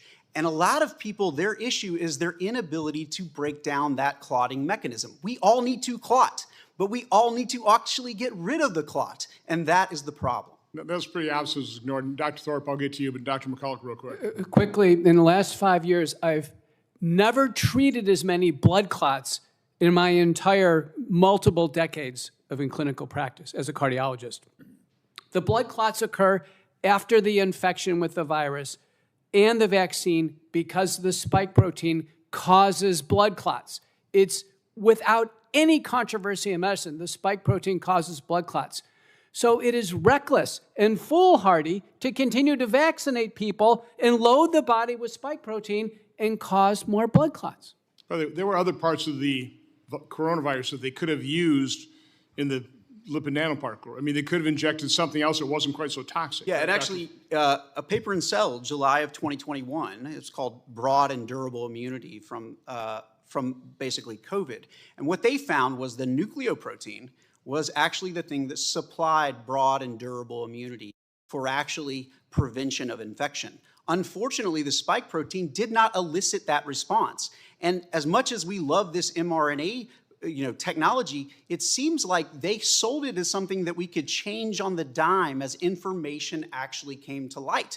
And by July 2021, we knew the wrong protein had been picked. Why didn't they change it? That's a good question. Senator Blumenthal. Thank you, Mr. Chairman. Dr. Vaughn, I noticed that you were careful when you said that children didn't die of COVID to say statistically, which I appreciate. 1.2 million Americans died of COVID-19. Tragically, more than 1,000 of those deaths were children.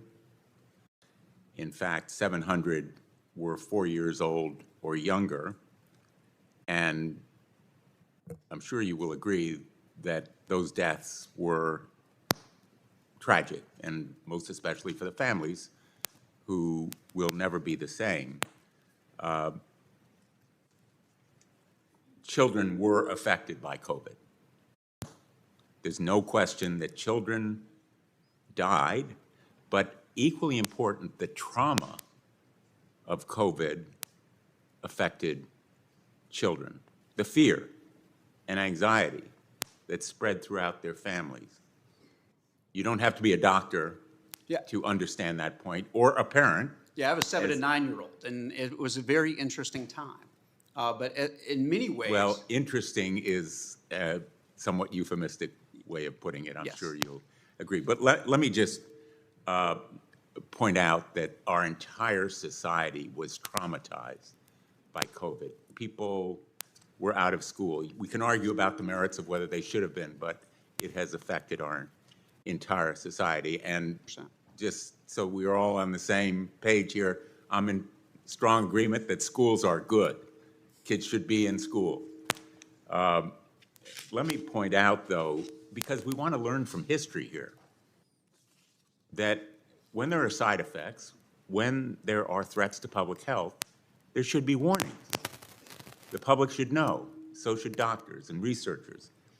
And right now, I'm looking at a report from NPR, it's dated May 21 of this year, which describes the effects of cutting back on the CDC's capacity to warn and says that many of the platforms, quote, many of the platforms the CDC used to communicate with the public have gone silent, end quote.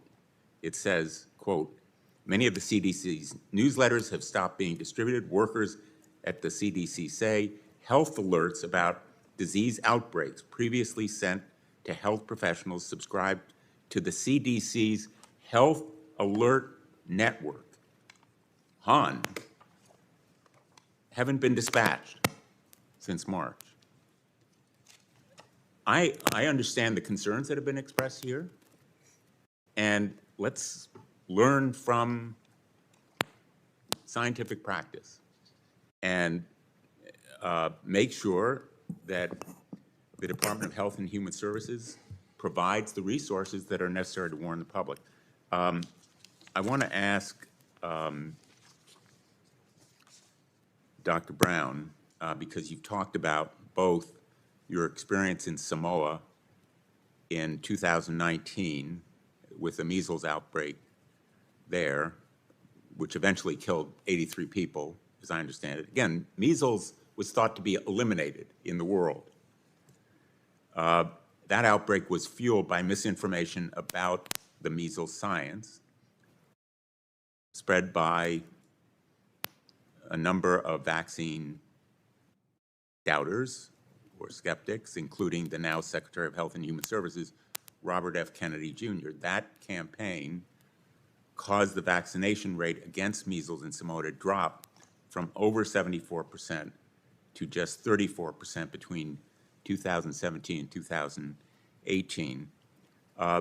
Do you see parallels between the measles outbreak you helped to address in Samoa and the one that we're now seeing in Texas that has reached 31 states, including Hawaii, and the COVID-19 situation? Thank you, Senator. There are more than parallels. It's just terrifyingly similar. So what happened, I'll give you the brief version, in Samoa was prior to the outbreak, 2 children had been given vaccinations, and tragically, there was human error, and 2 nurses who were later prosecuted made a mistake, a tragic mistake, and they used the wrong reagent, the fluid with the vaccine, and they vaccinated incorrectly these 2 children, and the 2 children perished, which is, of course, tragic in every way, and we always have to hold all healthcare people to account. Now, after that, there was panic. And what happened in the months and years thereafter was that human error was not a vaccine flaw, it was a human error. And that information was then spread incorrectly by then Mr. Kennedy, before being Secretary Kennedy, and the Children's Health Defense. And that country and their leadership told me this directly. They received letters. There were stories all across Samoa that this group of people came and convinced them not to vaccinate. And they had a lot of challenges with health literacy, and they stopped vaccinating. And then when you get vaccination rates that are that low, and mind you, we have this challenge because we have 14 states. My state is among them, where the kindergartners in our states, age 5, sometimes age 6, are at dangerously low vaccination rates for measles. When it gets that low, you're going to see outbreaks. Unlucky. The cases could come from anywhere. They could come from overseas. They could come from within our own country. But if you get below 95% and certainly below 90%, you see these outbreaks. And then you have, 1 in 5 people end up in the hospital. You have 1 in 20 with pneumonias. You have encephalopathies. You have all sorts of damage. So that's what happened in Samoa. And to be very direct, and actually I want to be generous here, there are many things that Secretary Kennedy is doing that I support. I support his work on some of the questions about processed foods and dyes and environmental toxins, things that I have believed for decades and fought for, as have many of you probably. However, this is so central to the public health of our country that because we have vaccine hesitancy, and because when you fall below 95%, and particularly below 90%, you will see these outbreaks. So we can anticipate that we're going to have a lot of outbreaks, first of measles, and there's going to be fatalities and lots of consequences. We're going to see pertussis. God help us all if we start seeing meningitis or polio break out. These are diseases that have been eradicated. And so what I would say is I really appreciate the chairman's focus on truth and making sure there's transparency and going through the record. I appreciate that. I appreciate individuals who I disagree with fighting for their voices. But what I don't appreciate is when there are individuals with no public health training, whether it's a senator or someone that's one of our colleagues, and they make an assertion to move away from science and away from prevention that has been proven, that I have deep concerns about. And that's what happened in Samoa, killing 83 people. We had to jump in. And then that is what is happening in Texas and a bunch of other states. And I don't think it would be very interesting to ask all the senators privately and congresspeople and all of us if any of us could accept that kind of spread of infectious disease amongst the people that we love. Even if we don't believe in vaccinations, we certainly don't believe in tragic outcomes, things that we can prevent. And that's where I think we should go as a country to heal. Okay, I'm Senator going to Bloom, interrupt I was gonna just say, to do you say, I apologize. I am the ranking member on the Veterans Affairs Committee. There's a separate hearing beginning right now. I have more questions. I'm going to try to come back, Mr. Chairman. And I apologize. I'm going to have to leave. Thank you. Appreciate you coming. This is the part I was actually looking forward to. Unplugged. So, Governor, I'm just going to be honest with what gets under my skin is how many times those of us who've had a different narrative on this, or not a narrative, but I mean just a different viewpoint on this, we are always accused of ignoring science. I think I've been trying to follow it quite closely. So again, I will ask you, and we can go through your testimony. Every time you've cited something, we will ask you to cite the study that proves what you're saying. Okay? So again, not really a challenge, it's a request. I mean, I would ask that of all of you. Any of you who have cited some study or some opinion, back it up. And we'll include in the hearing record. We'll have this hearing record will stay open for 15 days, so I'm really encouraging people, send me that science. Again, I entered a piece from Raphael Lataster that pretty well debunks the Watson, I think it's Watson et al., that claims it's the COVID injection saved millions. This is based on mathematical models. It really wasn't scientific study. So again, throw it all in the hopper and let the public decide. But I do have some questions. Dr. Thorpe, speaking of corrupted studies, you mentioned in your opening statement the Shimabukuro study, which, by the way, Tom Shimabukuro, we have sent something like 70 oversight letters, more than that. In many of them, we've told the CDC, FDA, NIH, we demanded they preserve their records. And that should have been widely distributed throughout the agencies. You know, we, in our subpoena, specifically asked for the communications of Tom Shimabukuro. They couldn't find any. I know the current HHS is investigating that individual. We've sent I would call it a referral to the FBI and to Attorney General to determine this. But again, what happened there? Okay, again, when people are supposed to maintain records and they don't, I get suspicious. But again, going to Dr. Thorpe, and I'm going to probably interrupt you because I want everybody to understand what you're talking about in this study, because we're talking about numbers here, but describe that study on, would you call it fetal demise, miscarriage, and how it was originally presented as evidence to push this on the most vulnerable, as you're saying, pregnant women and the unborn. And how did they distort that study to make that point? Go ahead. Thank you, Senator Johnson. So the study in question is a New England Journal of Medicine on April 21st, 2021. And in that same day, the digital edition, there were two publications that were extraordinarily concerning. Both of them, interestingly, coming at a time when vaccine hesitancy was increasing. So the Shimabukuro study was a separate study in addition to an op-ed. The op-ed was by the New England Journal of Medicine, editor-in-chief, who was Eric Rubin, and the managing editor, who was Stephen Morrissey, and then director of the CDC, Rochelle Walensky.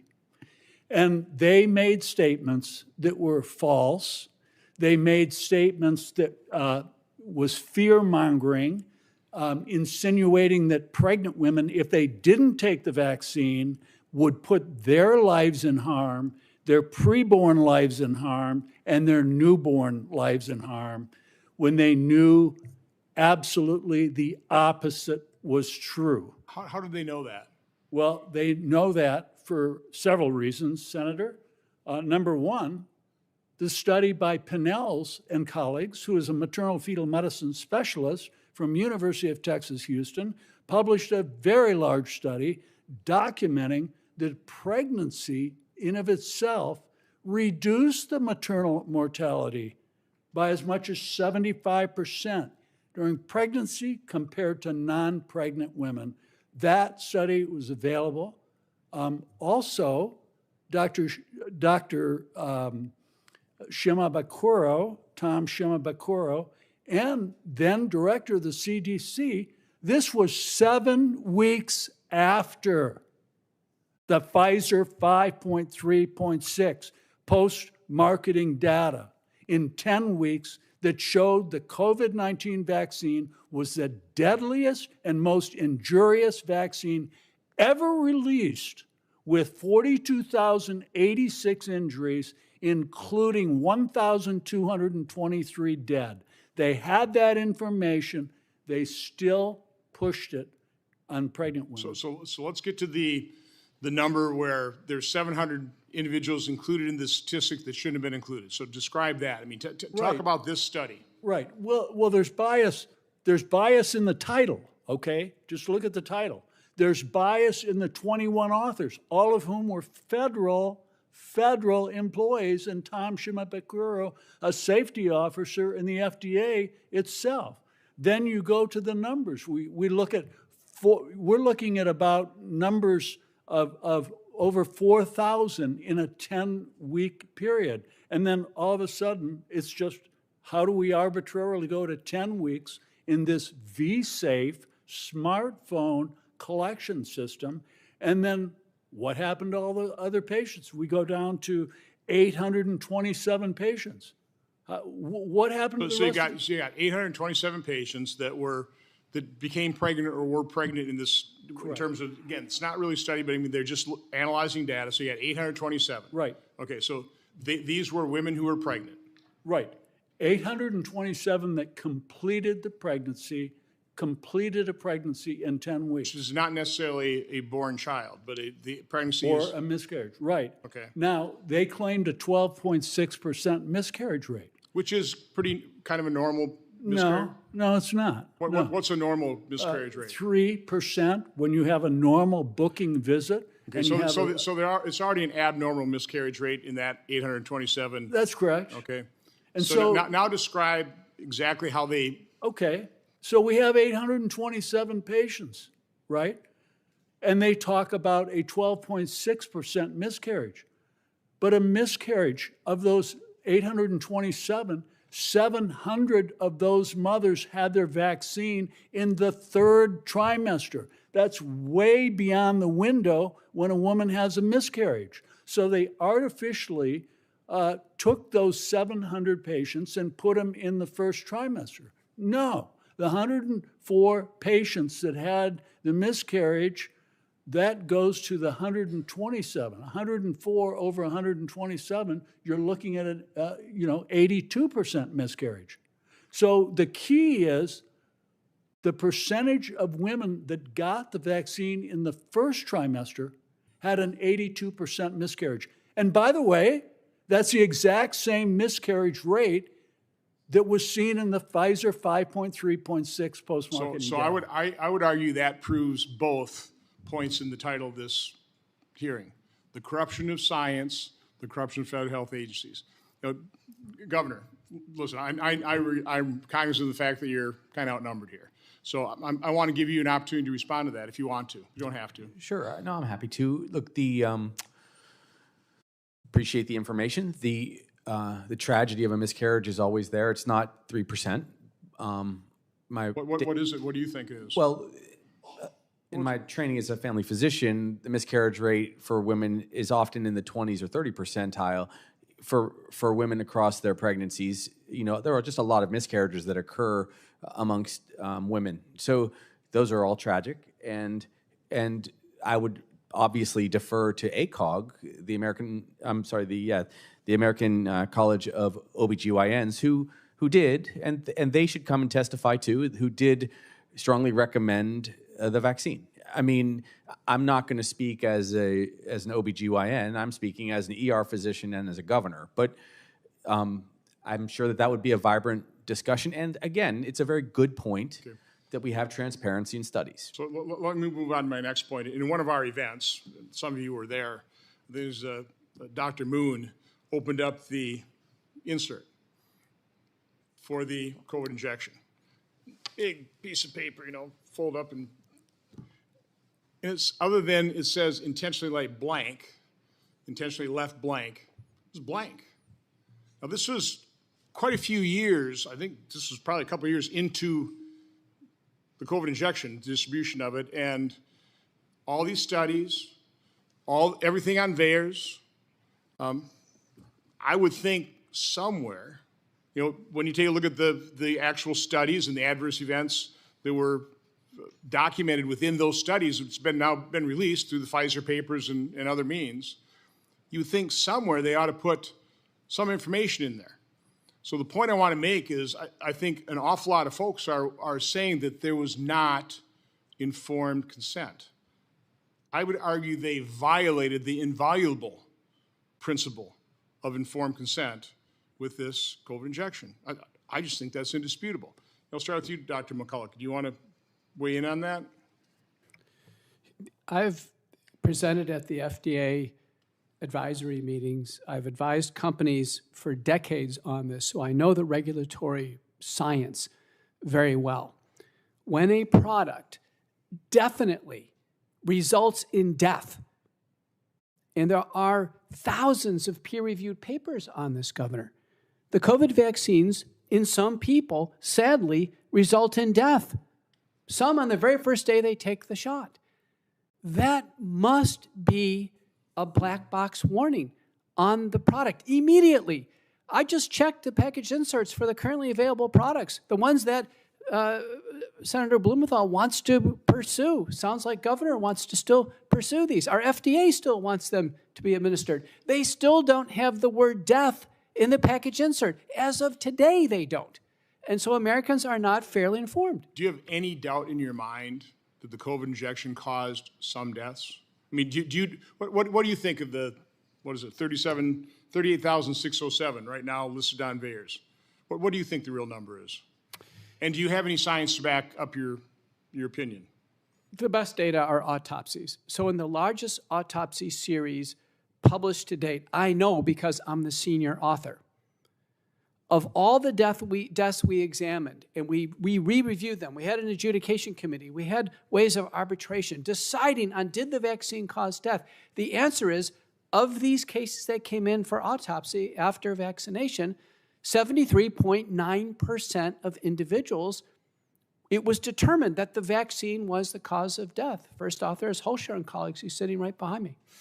And again, by FDA's own laws, that should be included on that package insert, correct? Immediately in 2021, Dr. Carol Tassetta, working with the Daily Cloud, wrote Peter's Marks in the summer of 2023 and said, where's the black box warning? Where is it?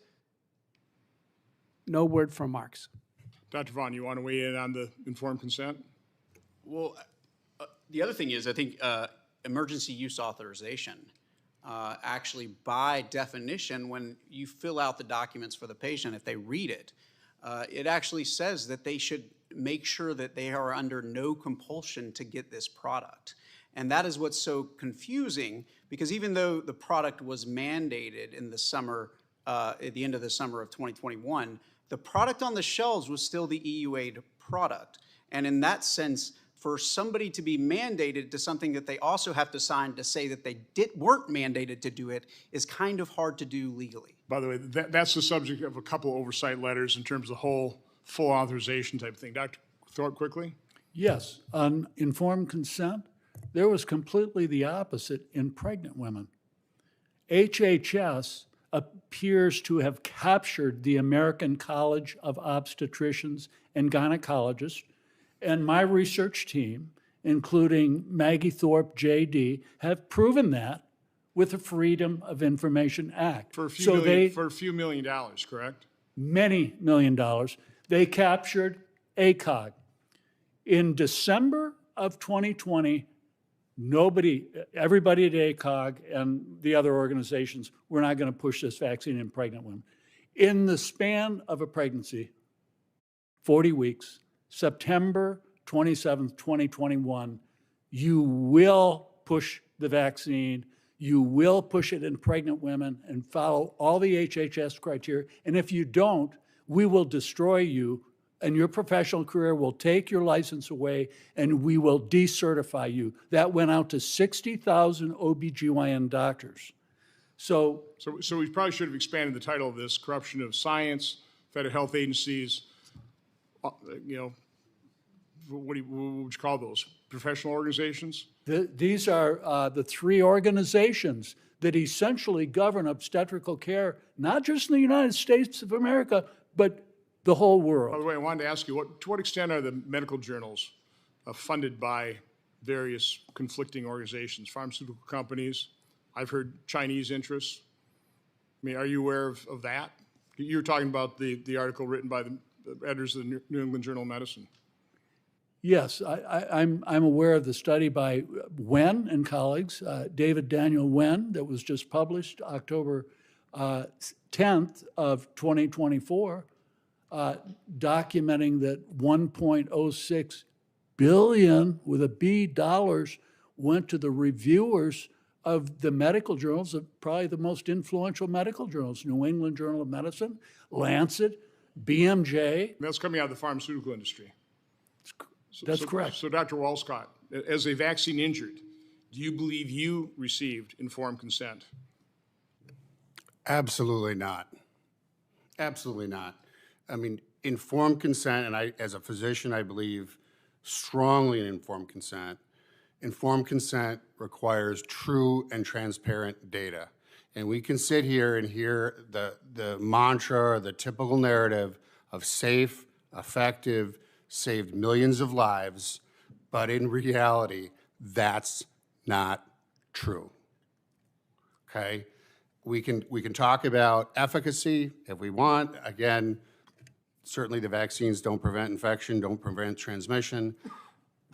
I think I could present to you, I mean, and refer to a lot about safety data, particularly with regards to all the adverse events that I think there's more than ample evidence that the federal regulatory agencies ignored. A lot of these systems, FAERS, vSafe, I call deliberately deficient by design. So do I think I got informed consent? No. Do I think anyone here in the United States in the last 4 years have gotten informed consent in considering getting a COVID vaccination? Emphatically, no. So by the way, my theory, and it's just a theory, I don't have the proof, it's hard to prove these things, but my guess is the reason they were so concerned about issuing a warning on the HAN is, again, they didn't want any vaccine hesitancy on this, right? And also, if they alerted doctors to the fact that if you have a patient with myocarditis, you might want to ask them, did you just get a vaccine recently? And otherwise, the doctor is looking at myocarditis trying to figure out how to treat it, right? Not trying to figure out the cause, because myocarditis does happen, Dr. McCullough, quickly? Or do you wanna Quickly, go to- myocarditis was so common that in the UK and Australia, they actually did issue guidelines to doctors on how to recognize it and when to get MRIs. That's how big a problem vaccine myocarditis is. Also, one of the points I made is they did not warn, they didn't advise doctors to advise against strenuous physical activity, right? They pulled that off of the one warning that they gave. I mean, talk about how dangerous that is. That and is also, I mean, the mild. Talk about how often myocarditis is mild versus serious. Before the pandemic, there was myocarditis. Can be caused by Coxsackie virus. The most dangerous type is called giant cell myocarditis. It was very rare. I had seen 2 cases in my career. One was fatal. But it's in our guidelines. Anyone who develops myocarditis cannot undergo strenuous physical activity. They have to be taken out of sports. It's mandatory because the surge of adrenaline, when there's inflammation in the heart, triggers a cardiac arrest. So you can imagine how reckless it was for the sports teams to mandate vaccines on athletes, provide no provision of safety, and then have them go out in the field. So why would these federal health officials, when they're discussing putting that warning, that advisory for physicians as they did their kind of weak need warning on myocarditis, what does that tell you? Why would they pull that out? It was reckless not to provide prudent guidance on reducing the risk of cardiac arrest when a patient has vaccine myocarditis. Whether it's acute myocarditis that we clinically recognize, by the way, 90% are young men, 90% are hospitalized. Tracy Hogan, others at UCSD show that, multiple studies, but there's a larger group of subclinical myocarditis. These are patients with heart palpitations, blood pressure swings, atypical chest pain. Listen, this is water under the bridge. Fortunately, very few people are taking COVID shots anymore, but these patients still have symptoms. A recent report by Koyosmu in Journal of the American College of Cardiology has shown cardiac arrest in people years after the vaccines, and they have found vaccine microscars in the heart. And we can keep going down this. I did want to go to Mr. Siri, who does a really good job of describing V-Safe, because you actually had to sue. You should have had to sue, by the way, right?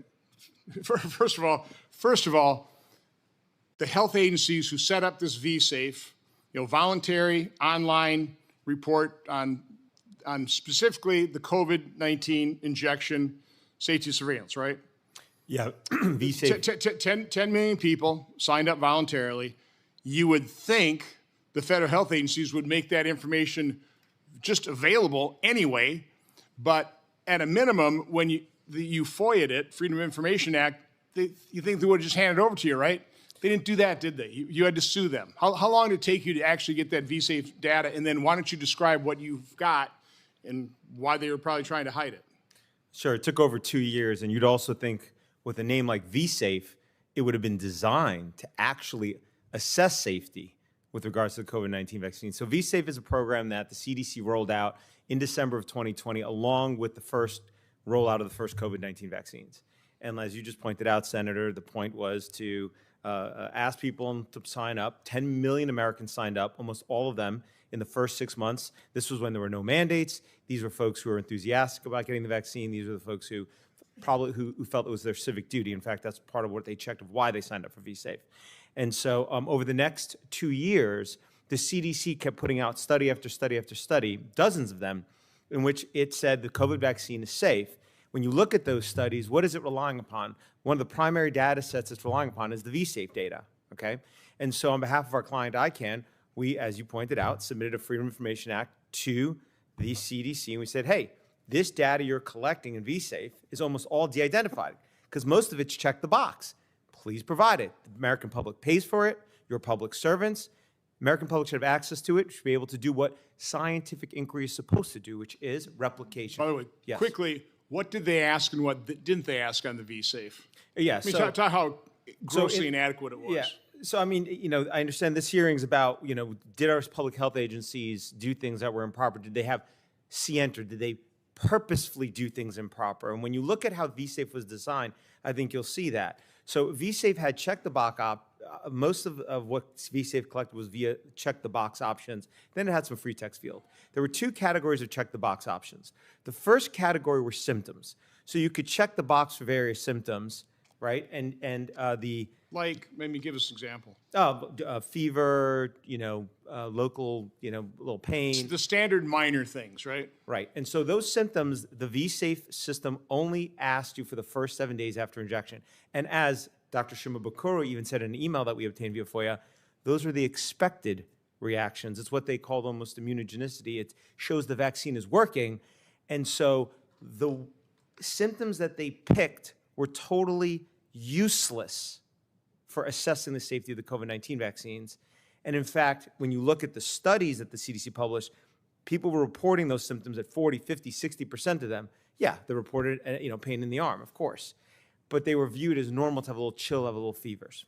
And so that part of vSafe was totally useless for assessing safety. So that wasn't useful. What was left? The only other thing that was checked the box was if you sought medical care, if you missed school or work, or if you were unable to perform normal daily activities, and if you checked that you you needed medical care, it then asked you, were you hospitalized, emergency room, urgent care, or telehealth, okay? So that was the data they were collecting. So presumably, vSafe was going to assess safety by looking at people who sought medical care after vaccination, because everything else they collected on check the box was, at least on the symptoms, was not useful. Now, before I go on to tell you what the healthcare seeking data showed, I just want to go back to the symptoms that the CDC chose. One of the things that we obtained was a copy of the very first version of the design documents for creating vSafe. And when you go to the last page of that design document, it's in my 66-page submission. Everything I'm saying is in the 66-page position with citations and support. What you will see is they had a table. It was called Adverse Events of Special Interest, Pre-Specified Medical Conditions. And on that list, it had myocarditis, it had pericarditis, it had all of the issues that we now see and people have reported with regards to COVID-19 vaccine. It was in their design document before they launched vSafe, but not a single one of those conditions ended up as a check the box, or at least the symptoms of those conditions. You could have put in at least chest pain if you didn't want to use the word myocarditis or pericarditis, but they didn't do that. To me, that is the best evidence, one of the best pieces of evidence out there that our federal health authorities knowingly, consciously chose to design this system. It was not to determine safety. It was in order to assure their a priori assumption of safety. At the end of the day, CDC is a government agency. In my experience, they don't conduct themselves based on what folks would call science or medicine. They are a policy organization. They set their policy, and then everything that they do has to conform with that policy, and their policy is safe and effective. So again, voluntary system, 10 million people signed up. Yes. They've tracked all this data, inadequate, check the box information. Not only inadequate. And what they should have been just making available online, like quite honestly, like VAERS. I mean, VAERS available. You can see it, okay? They should have. They should have made that available as well. They didn't. And so you had to sue. When did you sue them? Sued them. It would have been a few months after the rollout of the COVID-19 vaccine. And Okay, it took us a so year early and a half. early in 2021. It took us 2 lawsuits, actually, because we, in order to make them take contradictory positions, so we sued them 2 different ways, and only when they had no choice, they finally released the data after And a year you and a half. first filed a FOIA request. Yes. And they should have just boom, they should have handed it over to you. If Right? they want Because to be they obviously transparent. were collecting this data, had to be kind of centralized. Wouldn't have been that big a task, I wouldn't think, here's what the data shows It would us. have taken them seconds. They should have, by law, should have just turned it over to you. They should have. And they didn't. So you had to go to court, and it took you 2 years. It took it. Okay, then, so now drum roll. Yes. What did the vSafe data show once you finally extracted it by a lawsuit using the courts? Yes. What did they show you about how safe the Here's what injection was? Here's what it showed. In contrast to the dozens of studies that the CDC relied upon to say that COVID-19 vaccines were safe using vSafe data, where they only reported the first week of what people reported after the injection seek medical care, even though they know that injuries from COVID vaccine can happen well after the first week, but they only reported the first week to make the number look low. And even though they designed the system to collect medical seeking behavior for 6 weeks after getting the vaccine and 3 more instances after that, when we got the data, it showed that 7.7% of V-Safe users reported needing medical care after the COVID-19 vaccine. And 75% of those reported they were hospitalized, emergency room, or urgent care. And on average, they sought medical care 2 to 3 times each. All of this data is publicly available now. And so if you're asking... And by the way, and a quarter missed a day of work, or, which, by the way, Thomas Shimabukuro, in a video before the emergency use authorization about the safety surveillance system, said, you know, we're going to take this so seriously. If somebody loses a day of work, we're going to have a CDC official on the phone following up, checking it out. Was that your experience, Dr. Walskog? Absolutely not. Not exactly. Did you want to say anything else about that? I know I've been kind of stomping on you. No, not at all. No, it's just this. When they designed V-Safe, the only data that probably could have assessed safety was medical seeking behavior. So you would hope our federal health agencies had a number. One in, I mean, look at how, you know, how often COVID itself injured people. So you want to make sure the vaccine's safer than that, right? So was it 1 in 200 sought medical care? Would they pulled the plug?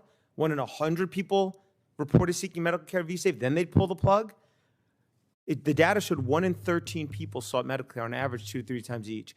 I don't think there was a number, unfortunately, that would have been sufficient for a CDC to pull the plug. So what we sought for years is their analysis of errors.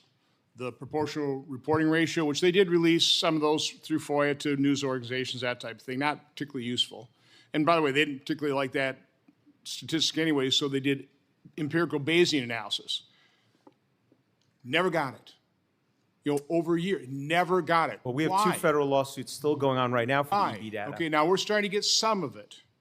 Okay, and again, I don't want to steal thunder or, you know, jump the shark on things that I know about that are being studied, but I think it'll be shocking to people to realize that they definitely had signals in empirical Bayesian that they were not reporting. And it will show, it's kind of complex, but this will be shown. Well, Okay, so that's what I say, you know, they say, well, this is, you're not proving the case on this myocarditis. No, this is the tip of the iceberg, of the cover-up, of the downplaying, and you have to ask why. Governor, just this story, were you aware of the story of V-Safe? Through the testimony, I should probably be allowed to comment. There's been a lot of comments, and we talk about commenting and so on, because I'm pretty outnumbered here. Look, the couple things. First of all, VAERS, all right, which has been mentioned a bunch of times. It's not an adjudicated reporting system. It's valuable to get input, which we're grateful for, but it is a flood of experience, and there is no, you know, there's no clear causal connection. No, I see your numbers, but that doesn't... Did that cause you concern? No, it didn't. I'll tell you why. Because we do want input, massive input. I'm grateful that there were people putting that in there. But that's why we do science and studies. We don't just do what this is. I'm going to argue with you here, okay? Fine. Here's the problem, because I was going to go down this road. They didn't see safety signals because they didn't want to see them. They had them. They wouldn't report on them. They lied to us. That's what I'm trying to get at. They lied to us, just like they lied and said, this thing's going to stay in your arm, when they knew it wouldn't, and we know conclusively it does not. They talked about the mRNA. This can just, you know, it's going to go in there, stay in the arm, it's going to dissolve, what, in hours, couple days, whatever. But they knew it wasn't mRNA, it was modified RNA, and it stayed in the body, together with the spike protein. And we have studies of that. They're not talking about that as they continue to push this. So again, they've lied to us. So again, you can keep saying that, oh, follow the science. No, the science has been corrupted and the agencies have been corrupted. So we have not been able to believe in them. That's why they have no credibility. I'm entitled Go to ahead, answer Governor. many of these things. So we certainly disagree on a lot of things, okay? Yes. One of them is that you say corrupted and corruption, and that is possible, okay? But I didn't have that. I'm just sharing with you as a doctor and a governor and a public health officer and who had a great response for our state. We didn't have that experience. We did have a great... By the way, I have checked other island nations and stuff. Go ahead, check them. Be interesting. We were Yeah, well, advising them. They were calling me for advice, and that's why we did safe travels, like the senator bristled at. We did actually find ways to help people know whether or not they had COVID, whether or not they'd spread it, whether or not people were at risk. We did that work, okay? Other people may have been, not doing that work. I don't know if anybody in this room did that work. I did the work, okay? I was out there saving lives either in the ER or as a lieutenant governor.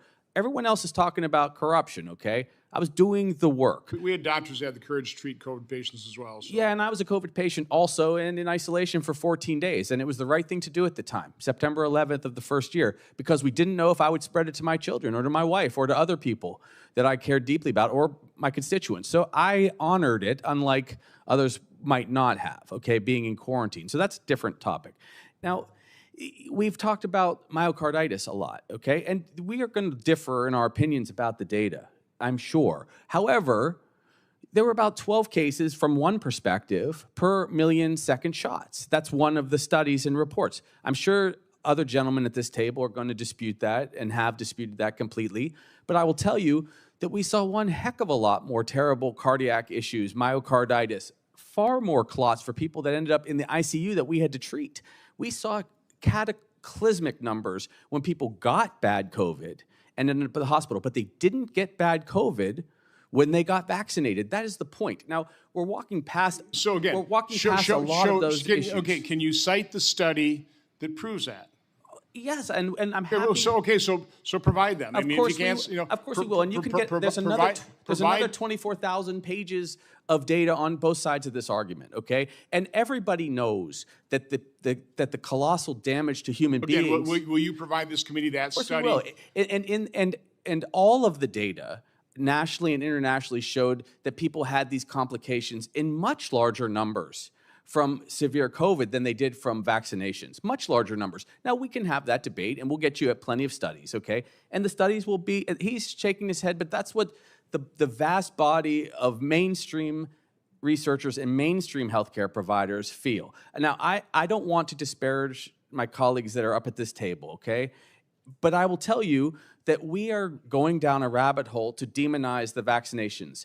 And maybe someday we will find that there should have been more transparency. Maybe people will find ultimately, that vaccines cause more harm than people were able to report at the time. However, it's my firm belief as a provider of healthcare and a person who had to make a state plan that there is value in providing vaccinations like this. And next time we have a pandemic, it's going to be even more serious if it ever affects children. I will tell you, people are going to clamor for vaccinations if children are terribly affected. And the country, you think it was shut down before, it's going to be shut down 50 times worse. We worked to open the state. That was a misrepresentation by the good senator from Ohio. We worked to open the schools and open the state by just making sure people had a test so they were negative.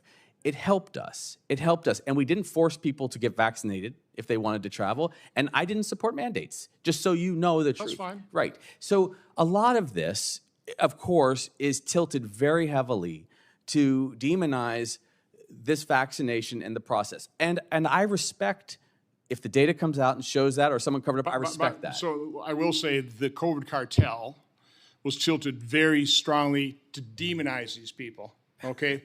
To vilify them, to offer retribution. So no, but you just called them a cartel. You don't think that's demonizing somebody? So there's no doubt this panel is definitely tilted toward one side, but the vast majority of the media and the agencies and everything else are tilted toward the one side, and that's what's so frustrating. The reason we'll have a tough time the next pandemic is because our federal health officials and the media lied to us, and we have proof they lied to us, and we have proof that they went and they used the power of the federal government to have social media companies censor people. Dr. Walskog, I do want to cover this because this is egregious, and people committed suicide because of this. But talk about how Facebook, after our event in Milwaukee, talk about how Facebook repeatedly shut down the support groups for the vaccine injured. That was their only lifeline because they could not get help. They weren't believed. They only had each other. And so they had these Facebook groups, and Facebook shut them down, and people lost contact, and people committed suicide because of it. Yeah, so this is now earlier in 2021 when there was just a couple of isolated people across the country early on. For example, Breanne Dressen, who's my co-chair at React 19, she was injured during the AstraZeneca trial, so very much in the fall of 2020. And early on after that episode, she started communicating with some other people across the country, and her husband has some connections out at the NIH. That group started communicating with Dr. Nath, who is a neurologist at the NIH, who clearly confirmed that these injuries were vaccine related. These people started giving each other support, really. What do we do? What do we do? Communicated with Senator Johnson's office. And in the end, they had a press conference in June of 2021 in Milwaukee. And the idea of the press conference, again, don't let me speak for you, Senator, but was just to allow these people to be acknowledged and to communicate their story. Well, not only did the media show up and not cover their story, it turned into a hit piece basically on Senator Johnson. But more importantly, within 3 to 5 days after that press conference, all of those support groups that Breanne Dressen had set up were all shut down. And in retrospect, they found out that, through the White House Communication Office, who was communicating with another contractor who was following her, and they directly through the White House Communication Office shut all those groups down. And you might say, well, it's too bad they can't communicate with each other. No, some of the people were suicidal and subsequently killed themselves. So this resulted in. And Governor, again, I was going to say, and we should never do that, and it's regrettable and all kind of stuff, but that's what happened. It happened repeatedly. It's still happening. Look, let me support Dr. Walsog, okay, for a moment. Okay, first, I will be empathetic. It is terrible. And believe me, this is not anything that I would do. But let me just say this. Tell you, Peter Marks didn't find it terrible because he's behind it. Okay? Well, but I do want to say that is terrible, and we should have open communication. However, that is not necessarily what I'm feeling. The love here in the hearing, okay? And mind you, I spent 14 years on your side of the desk, and I spent now 6 years on the other side as an executive. The truth is, it's always somewhere in the middle. People have their biases, and if it's true that the Biden administration, encouraged people to not share information, that's bad.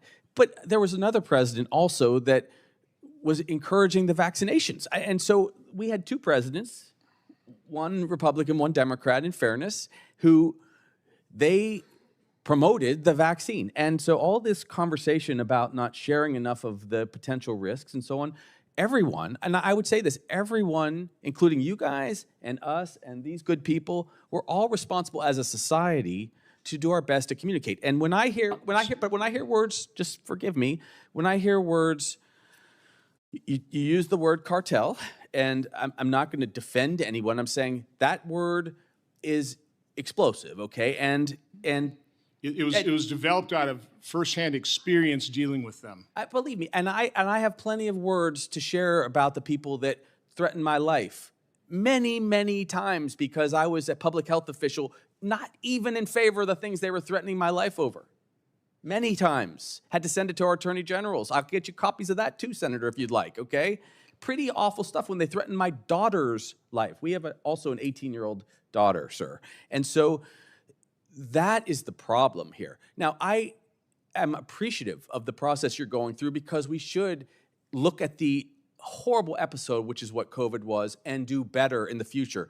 But if it ends up being skewed to the demise or the suppression ultimately of vaccinations, which is what a large part of society is fighting to do, then we will all lose. So and again, that's why I'm speaking up. What we're trying to do is restore integrity to science, which it has been corrupted. Again, you pay for science, you get the result you want. You got Fauci paying for science for 40 years, he's getting the result he wants.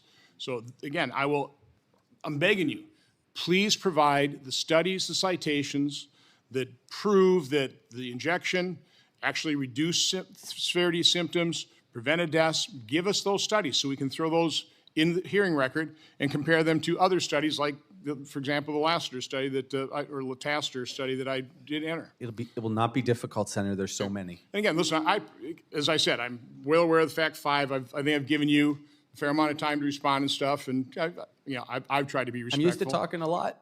It's okay. We all are. It's an occupational hazard here, and we'll just prove it here, Senator Blumenthal. Thank you. And I'll have to be quick because I have to actually go to the floor. I've just been at my other committee meeting. And I want to ask you a kind of yes or no question, Governor Green.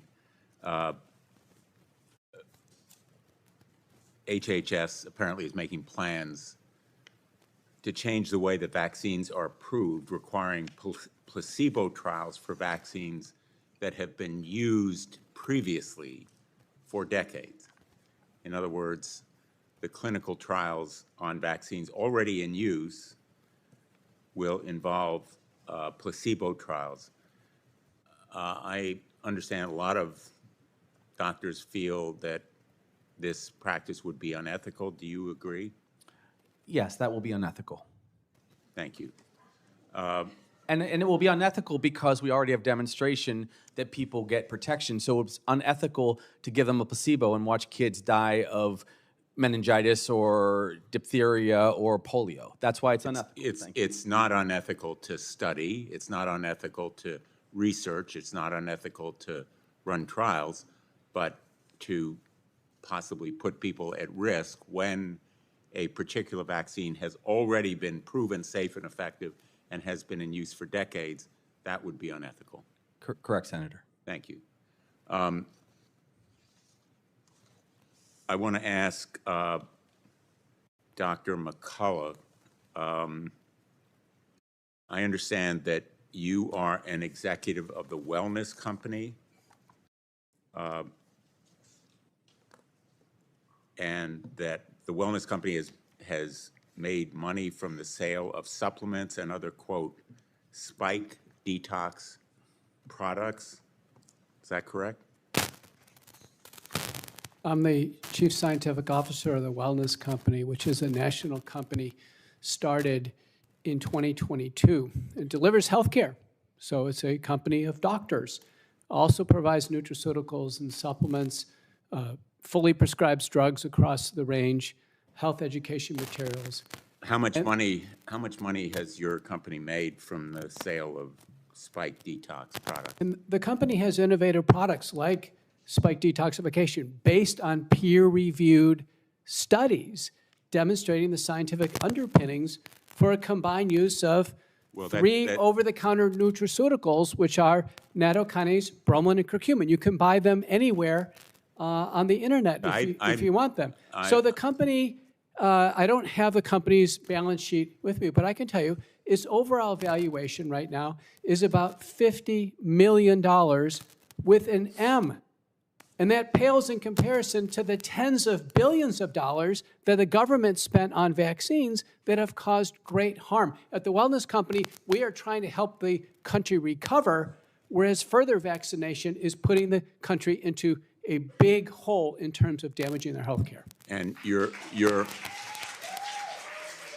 Audience, please. Your company, that company also makes ivermectin?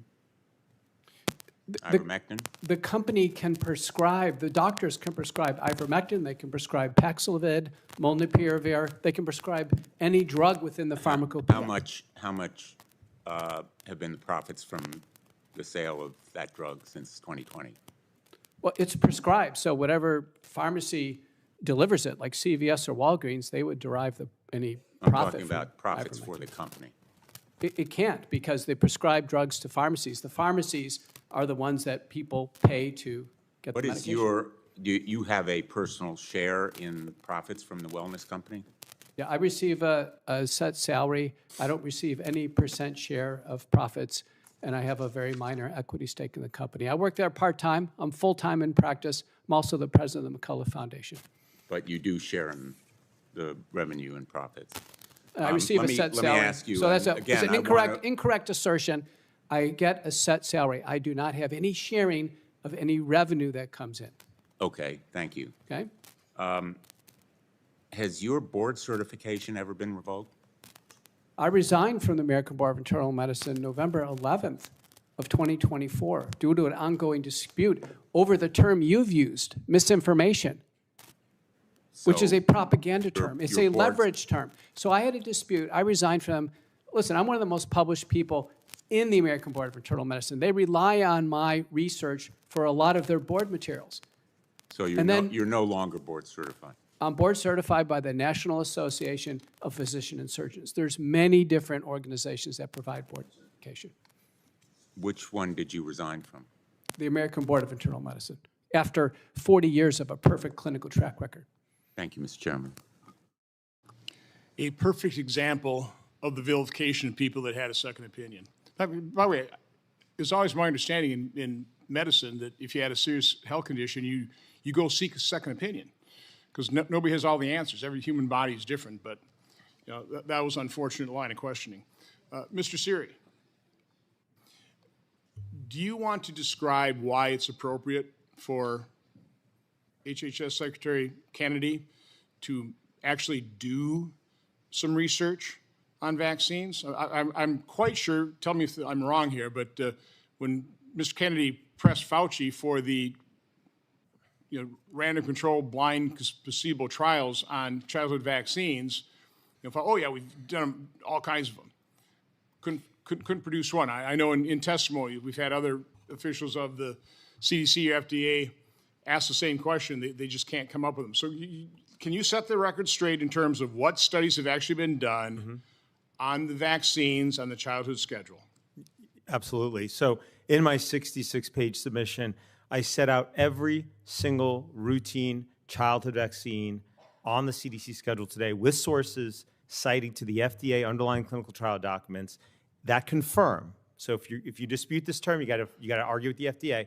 Not a single routine childhood vaccine on the current schedule, other than the Covaxin licensed for 12 and older, was licensed based on a clinical trial in which the control group received the placebo. And if the control group received another vaccine, that vaccine was also not licensed based on a placebo-controlled trial. That is all set forth in here. It is categorically accurate, a placebo meaning an inert By the way, substance. do you want to just talk about some of the most egregious examples? One I found, and this is off of a blog, or I mean off of a podcast, but I'm assuming it's true because it hasn't been disputed. Apparently, the approval for the aluminum adjuvant in vaccines was done off of a trial with 4 rabbits. Aluminum adjuvant One of the rabbits died. They killed the other ones after 28 days and found all kinds of aluminum in the body, but they approved it anyway. So good go. Is that true as well? Aluminum adjuvants are not, they're used to induce autoimmunity in lab animals. They are part of the active ingredients. They're not separately approved as their own standalone product. Injecting a child with just aluminum adjuvant would be entirely unethical because it has no therapeutic value in and of itself, unless you want to treat them like a lab animal. I'm to not induce suggesting do autoimmunity. that. I'm just saying, but that's what it was approved for use in vaccines. As far as I'm aware, actually, it's never been approved, aluminum adjuvant standing alone. Oh, okay. And I'm not aware of any such approval. But to answer your question, why? Why look at the safety of of childhood vaccines? And the answer, I think, is this.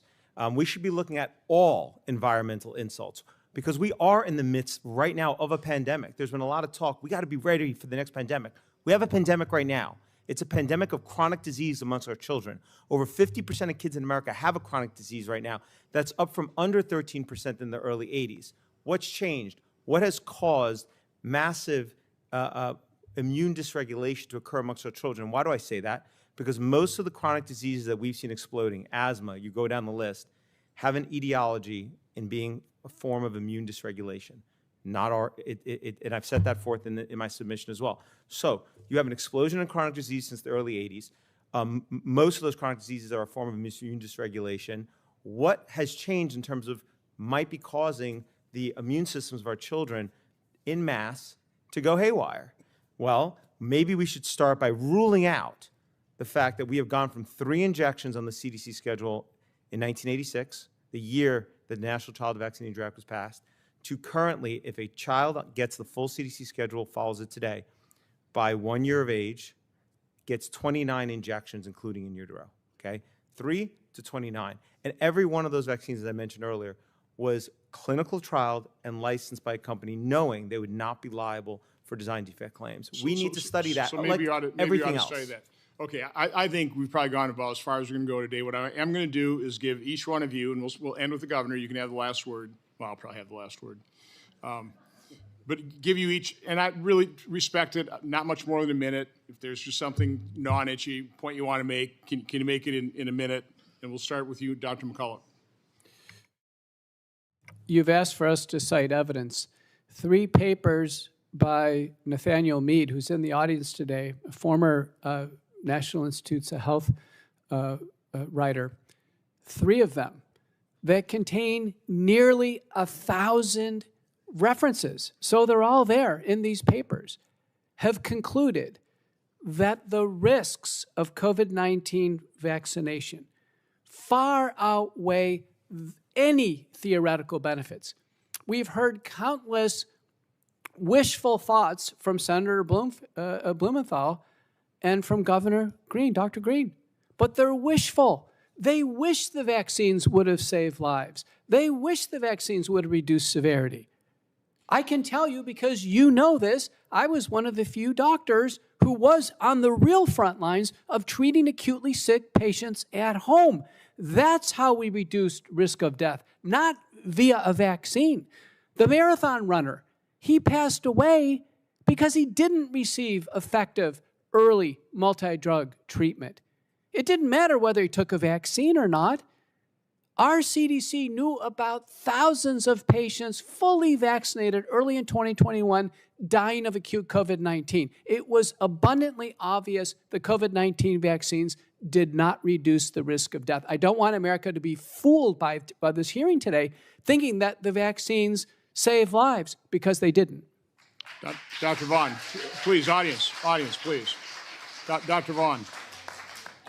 So I challenge physicians to really return to the 2 C's of medicine, which is care about the person, the actual human being in front of you, and actually be curious about why they're there and why they seek help, not tell them that it's all in their head and there's nothing you can do. And nothing I have read has said that your problems are problems that I can do anything about. Instead, especially when we look at vaccine injury and long COVID, we're talking about 10 to 15 million people that are suffering, and we have a medical community that doesn't know how to help them.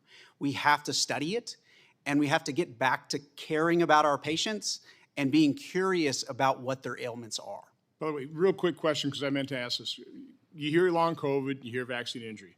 You know, kind of my assumption is most doctors look at a vaccine injury, call it long COVID. You know, what do you think the breakdown is? Because long COVID exists, right? I mean, that spike protein's a nasty thing. And so just again, I think one of the biggest things is, at least in the 4,000 patients I've seen, about 80% of them have been vaccinated, 20% have not. And so long COVID does not equally mean that you have had to be vaccinated. There's plenty of people that didn't get vaccinated that have long COVID. But the problem currently in the way the studies are done is they are not disambiguating that data. And it needs to be collected, and we need to study it. Okay, Dr. Thorpe. Thank you. I'm an extremely busy clinician, 45 years, okay? When I just in the past, in my tenure, 4.5 years, while I was working through the pandemic with SSM Health, 4.5 years, I saw 27,500 high-risk pregnant patients. Sexual abuse, and attempted to obtain information the government has withheld from the 9/11 families. In addition to the subcommittee's bipartisan record, its reputation for conducting thorough investigations spans decades. Since the 1940s, this subcommittee has been the epicenter of major congressional oversight efforts. I hope to use the subcommittee to build on that legacy by bringing much-needed transparency to the public, revealing the truth, and exposing wrongdoing. But it won't be easy. Wrongdoers are very good at covering their tracks, and we are already aware of allegations suggesting document destruction and purposeful evasion of FOIA. Quick little aside, I do want to tell members that, and members of the audience, this is not going to be a standard U.S. Senate hearing. I think it'll start out that way, but I was here early enough on the subcommittee with Senator Levin, for example. And, Senator Levin would come with binders like we have of over 2,000 documents. But that was just his binder for the hearing, and they'd go all day long. This is about thorough investigation to uncover the truth. So again, I'm going to encourage the members, we'll have timing on the first round of questions, but if it's apparent that you're interested in this, if it's apparent that you've listened to the testimony, read the testimony, and you have more probing questions, I'll allow time to do it. Now, it'll be at my discretion, but I'll be, I think, very generous to serious types of questions. Now, the title of today's hearing is The Corruption of Science in Federal Health Agencies, How Health Officials Downplayed and Hid Myocarditis and Other Adverse Events Associated with the COVID-19 Vaccines. I also want to take a moment to apologize, particularly to the vaccine injured, because I know there was an awful lot of expectation that as soon as I obtained this chairmanship that we'd be holding hearings immediately in January and February, and that was what my hope was. It didn't pan out that way because as dedicated as Robert F. Kennedy Jr. is to radical transparency in HHS, that's hard to achieve.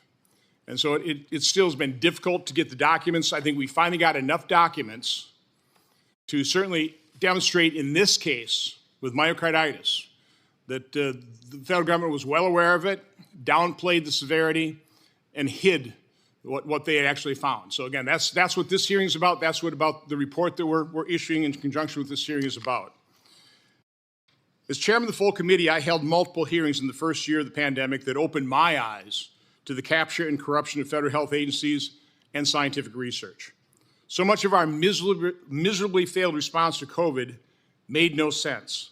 Masking, devastating shutdowns, the sabotage of early treatment, rapid approval of remdesivir, and the maniacal reliance on the COVID-19 injections, and I use that word purposefully as well, injections, they're not standard vaccines, as the only way to end the pandemic. As ranking member of this subcommittee, I was unable to interest the subcommittee or full committee chairs in joining my oversight of our pandemic response. So instead of formal hearings, I held public events, giving those injured by the COVID-19 injection a platform to appeal to federal health officials and the public for help. I also provided opportunities for eminently qualified doctors and medical researchers who disagreed with our pandemic response to offer second opinions. More often than not, those who spoke up were vilified, censored, and suffered various forms of retribution and retaliation. Fortunately, the retaliation did not deter them, and they continued to speak out. Even better, they were joined by others. Some of those individuals are testifying today or are in the audience. I want to personally thank them for their courage and persistence.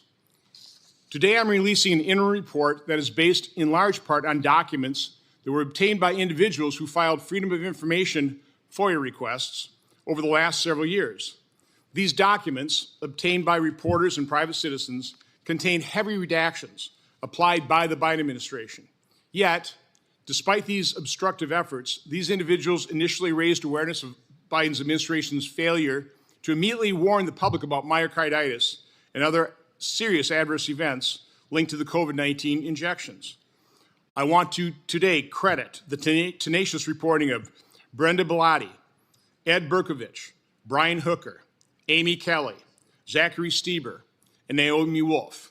I know this hearing in particular was based on what we saw in the Pfizer papers and the 17-page talking points memo we'll talk about later. And again, that was the good work of Naomi Wolf and Amy Kelly and their crowdsourcing of the Pfizer papers. How do you go through millions of pages?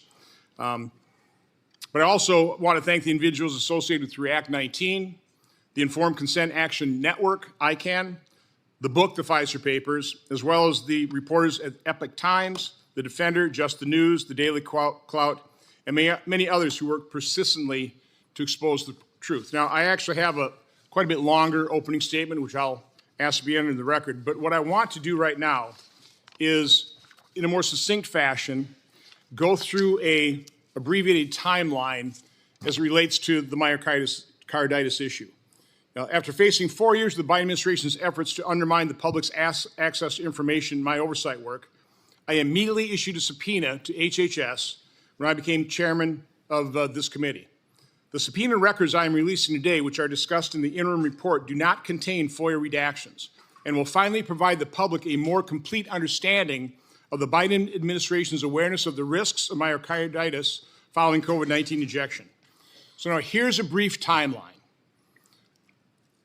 On February 28, 2021, Israeli health officials notified CDC, quote, of large reports of myocarditis, particularly in young people, following the administration of the Pfizer vaccine. Again, that's February 28, 2021, 2.5 months after the emergency use authorization. On April 12th, over a month later, a DOD consultant raises concerns to CDC and FDA officials about their ability to monitor and track cardiac-related adverse events. The consultant notes, quote, if you do not ask, you will not see it. But does that mean it does not exist, unquote. Around the same time, in mid-April 2021, CDC officials discussed safety signals for myocarditis, quote, for myocarditis with mRNA vaccines, based on DOD and Israeli data, but do not take immediate steps to warn the public. By the end of April 2021, just 4 months into the COVID injection, VAERS was already reporting 2,926 deaths worldwide within 30 days of injection, with 46% of those deaths occurring on days 0, 1, or 2 following injection. Now, I have the first chart I ever did on this, which I presented in our event in Milwaukee with the COVID injection injured. That chart, a couple months later, is showing, I think, 30-some%. I can't see it from that far away, but let me get out mine. That chart is showing, at that time, a couple months later, 4,812 deaths, 1,736, or 36% of those deaths occurring within the day of injection or within 1 or 2 days. Now, I was raising that issue. I was going on media. I was showing this chart, and I got censored. Radio talk show hosts, when I talked about this, they were deplatformed. Now, again, I realize VAERS doesn't prove causation. I realize it's grossly underreported, but that's a correlation that I thought was pretty important. Somebody ought to be looking at it. So when I finally had a meeting with Francis Collins, head of NIH, with a group of other senators, I asked him, are you watching VAERS? I gave him those stats. He did admit that 6 deaths were associated with the J&J vaccine, but for the other over a few thousand deaths, he said, Senator, people die. That was his callous reaction. That was the head of the NIH, completely blowing off the VAERS system that they had touted before they got the emergency use authorization. I'll continue. From May 17th to May 21, 2021, CDC officials discussed whether to issue a formal health warning called a Health Alert Network message on myocarditis, noting that, quote, providers aren't reporting these cases to VAERS. They knew they weren't. They knew they existed. They knew they weren't reporting them. A couple days later, during a May 24, 2021 vaccine safety meeting, notes show that FDA and CDC officials asked, quote, is VAERS signaling for myopericarditis now? Question mark, and are told for the age groups 16 to 17 years and 18 to 24 years, yes. Yes, they saw a safety signal in VAERS, yet from May 25th to May 27th, CDC officials provide up-to-date information on the status of the Han to Pfizer and Moderna representatives. Not to the public, they're warning the injection manufacturers, indicating CDC's preference to keep those companies more informed about vaccine adverse events than the American people. On May 26th, then FDA Director, Acting Commissioner Janet Woodcock emails then CDC Director Rochelle Walensky noting that, quote, FDA does not concur with the issuance of the myocarditis Han as written. The same day, CDC and FDA decide to, quote, nix the Han and instead publish less formal clinical, quote, clinical considerations about myocarditis on CDC website. 3 days following the myopericarditis signal, FDA official Peter Marks appears to raise concerns about even posting the less formal clinical considerations on CDC's website. He emails Woodcock and Walensky, quote, I need to ask for your patience with me. We still have concerns here if myocarditis and pericarditis have not actually signaled. That same day, CDC officials editing the clinical considerations discussed the need to, quote, walk back a sentence advising doctors to, quote, consider restricting patients with myocarditis from rigorous activity like competitive sports for at least 3 months until cleared by healthcare professionals. And I'll be talking to Dr. McCullough about the danger of eliminating that warning, because 4 days later, CDC posts on its website clinical considerations about myocarditis, which omits any advice to doctors to advise patients with myocarditis to limit rigorous activity. That's what's in this report in far greater detail.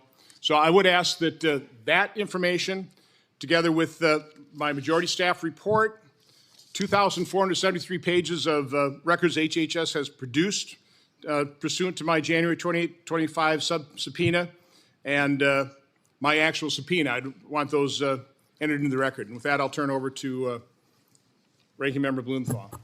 Thank you, Mr. Chairman, and thank you for having this first hearing of our Permanent Subcommittee on Investigations.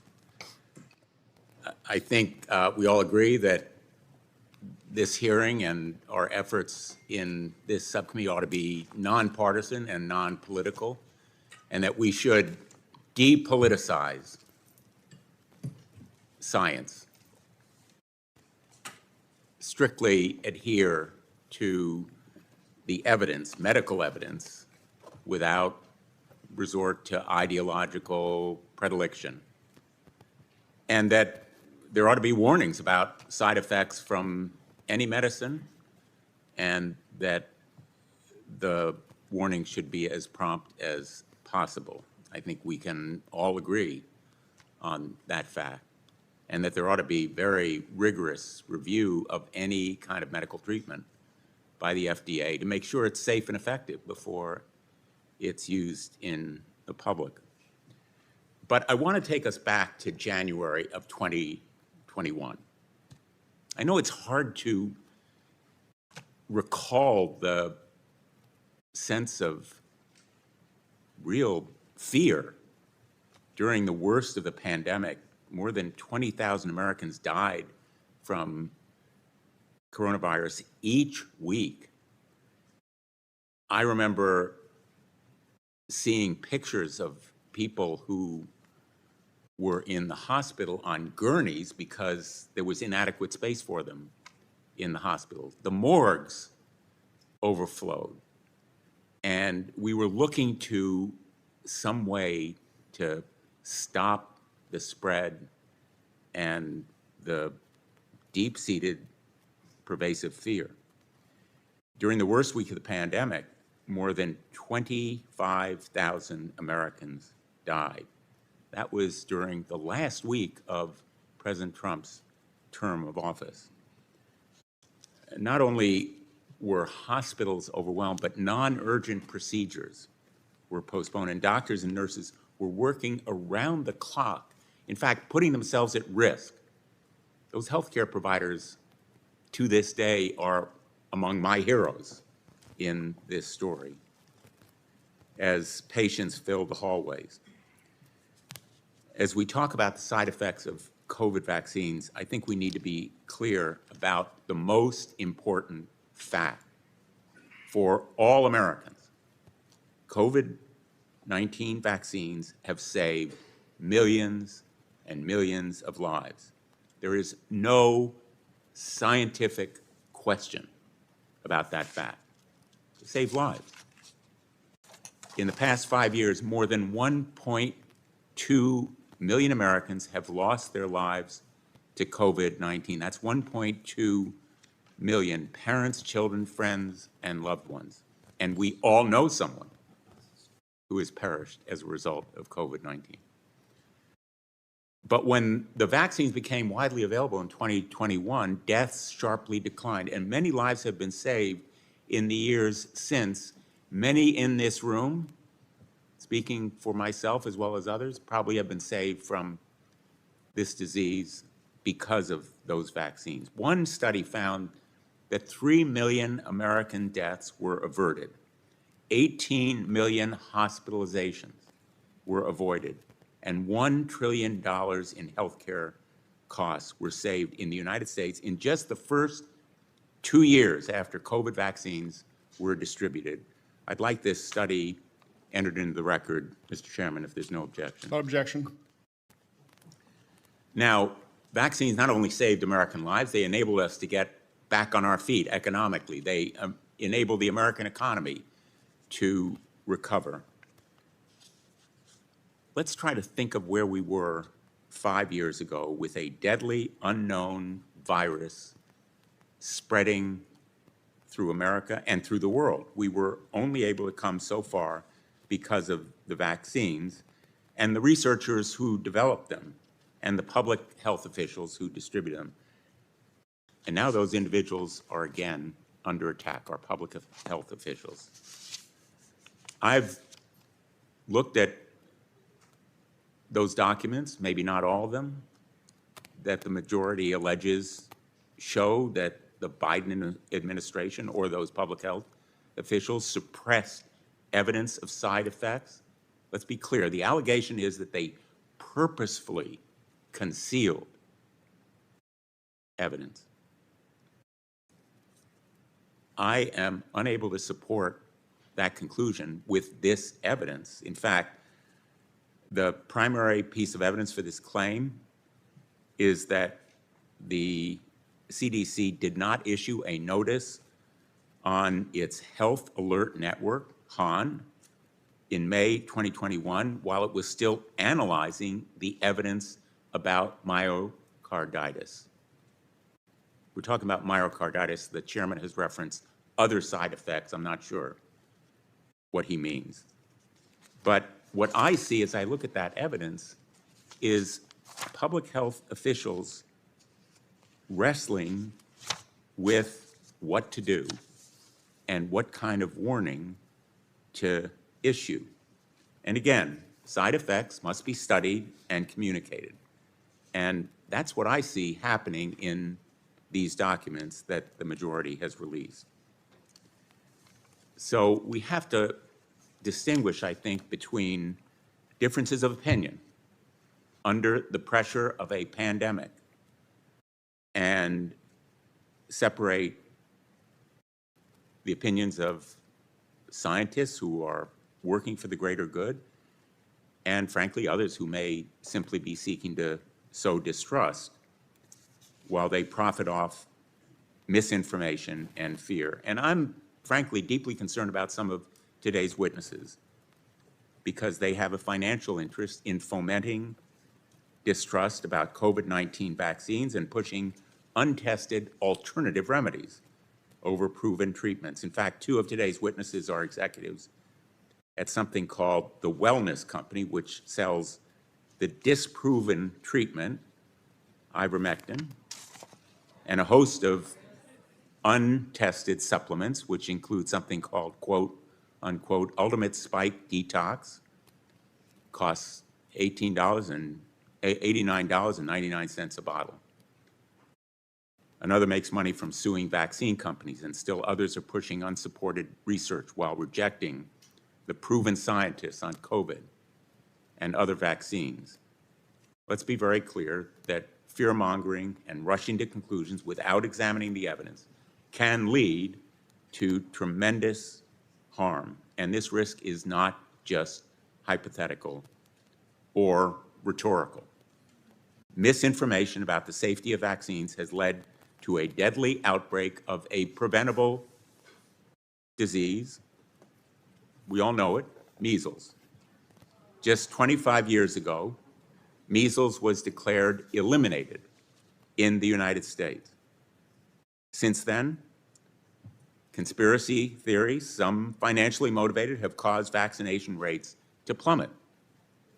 Last September, the CDC warned that declining childhood vaccination could lead to a resurgence of a preventable disease like measles and rotavirus, exactly what is happening today. As of today, more than 1,000 Americans have been diagnosed with measles this year in 31 states, many of them children. So far, 3 have died. These deaths were preventable.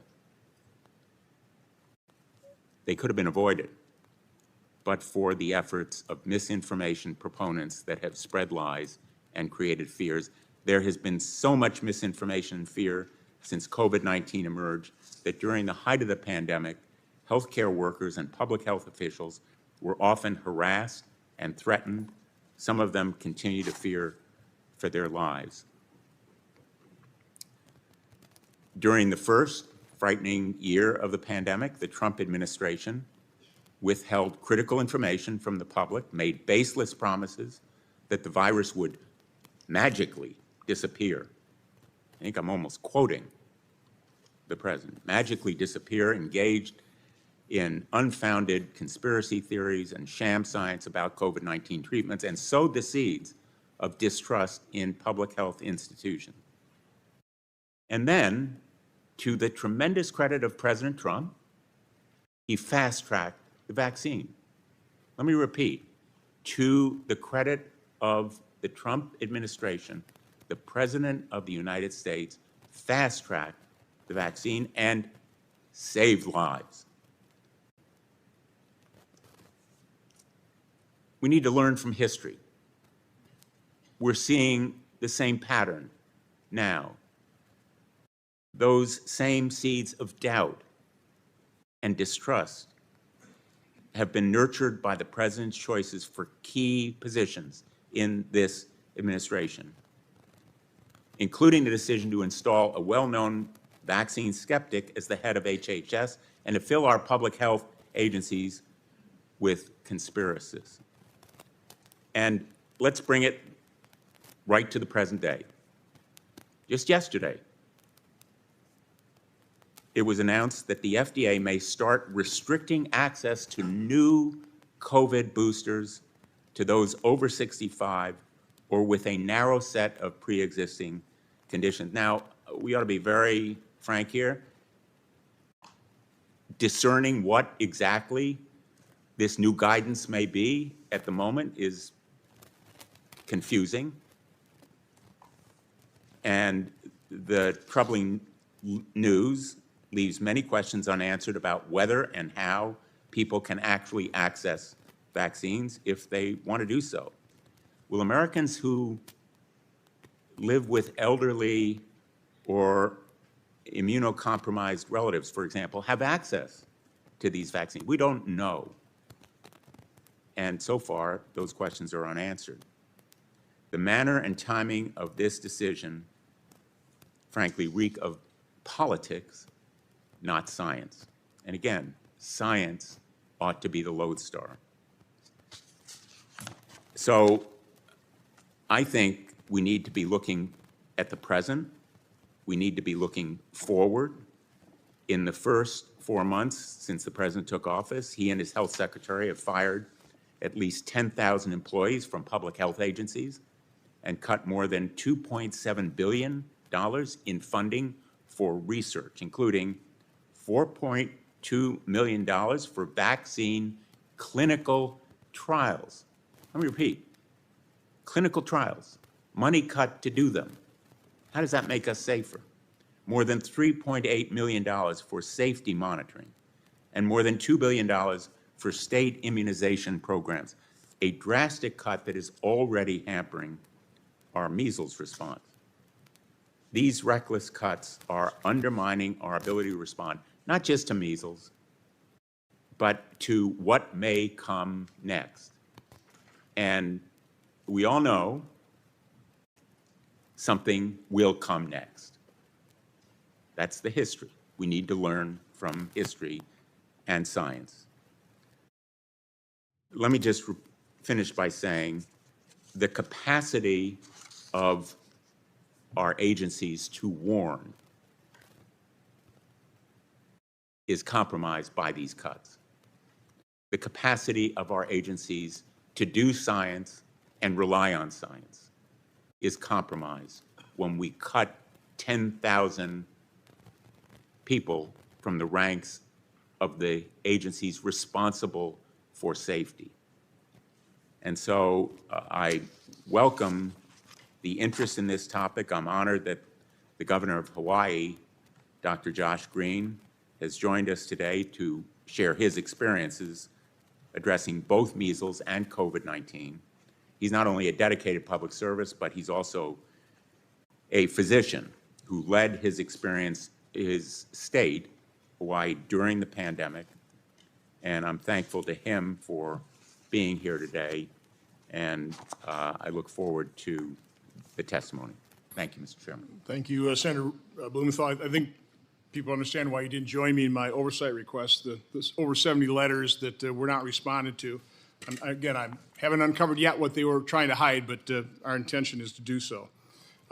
You did mention the irrefutable fact that these injections save lives. I would enter into the record a recent study by Raphael Lataster, who does a pretty effective job of rebutting one of those studies from Watson et al. But put in the record, and again, will allow the public, the American people who are watching this hearing, decide based on what testimony is, based on what's been entered in the record, based on our report.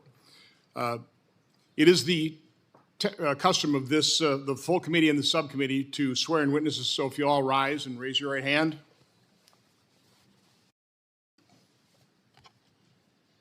Do you swear that the testimony you are about to give before the subcommittee is the truth, the whole truth, and nothing but the truth, so help you God? Please be seated.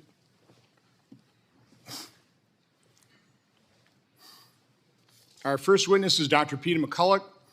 Dr. McCullough is an internist, cardiologist, and epidemiologist from Dallas, Texas. He is broadly published with over 700 citations in the National Library of Medicine. He has testified multiple times in the U.S. Senate, U.S. House of Representatives, European Parliament, and many state capitals concerning public health policy. Dr. McCullough. Chairman Johnson, Ranking Member Blumenthal, subcommittee members, it's an honor to present my insights, my analysis, my clinical experience on this very important topic. The first time I testified at Homeland Security and Governmental Affairs, before a word came out of my mouth, Minority Senator Gary Peters said, what America was about to hear was misinformation. I didn't even know what he was talking about. I had never heard that term before in academic medicine or in important deliberations. That's November 19th, 2020. What was he doing? He was using an old communist propaganda technique. He was attempting to gain leverage over me before a word ever came out of my mouth. We should never have our public servants ever try to gain leverage over anyone who is coming to Washington to help the nation on an important issue. As introduced, I'm an internist, I'm a cardiologist. I believe I'm the most published individual who's ever testified on matters related to COVID-19 in any of these hearings. I've seen and examined more patients. I've examined more data, and I'm one of the most published people on the topic in the world. And as a cardiologist, I can tell you, my role in this was to fight disease, preserve life, and above all, do no harm. Do no harm. Now, the topic today is myocarditis or heart damage from the COVID-19 vaccines. I'm a cardiologist. I know the topic well. I've examined thousands of patients with this problem. Thousands. Before the pandemic, I had 2 patients ever with this problem. There's 1,065 papers in the peer-reviewed literature on COVID vaccine myocarditis. So let me summarize them for you. The first one that came on my radar screen that was alarming came from Washington University in St. Louis, August 18th of 2021. The first author is Verma and colleagues, New England Journal of Medicine. 42-year-old man comes into Washington University Hospital with vaccine myocarditis. The infection is ruled out. It's the vaccine. He's in the hospital. This is one of our best hospitals in the United States. He dies 3 days after taking Moderna. They can't save him in the hospital. Say, Dr. McCullough, move the microphone just a little bit away from you. Then one was reported from Korea by Choi and colleagues. This is now a younger man. Just a few days after Pfizer, he comes in the hospital. He dies within 8 hours of being in the hospital. I can tell you, I'm a cardiologist. That doesn't even happen with heart attacks. He dies within 8 hours. I examined all of the slides and the images that the Koreans had showed us. It looked like somebody took a blowtorch to that heart. It was so completely fried with inflammation. His heart was destroyed. These cases, which were widely known at the time, should have gotten everyone's attention.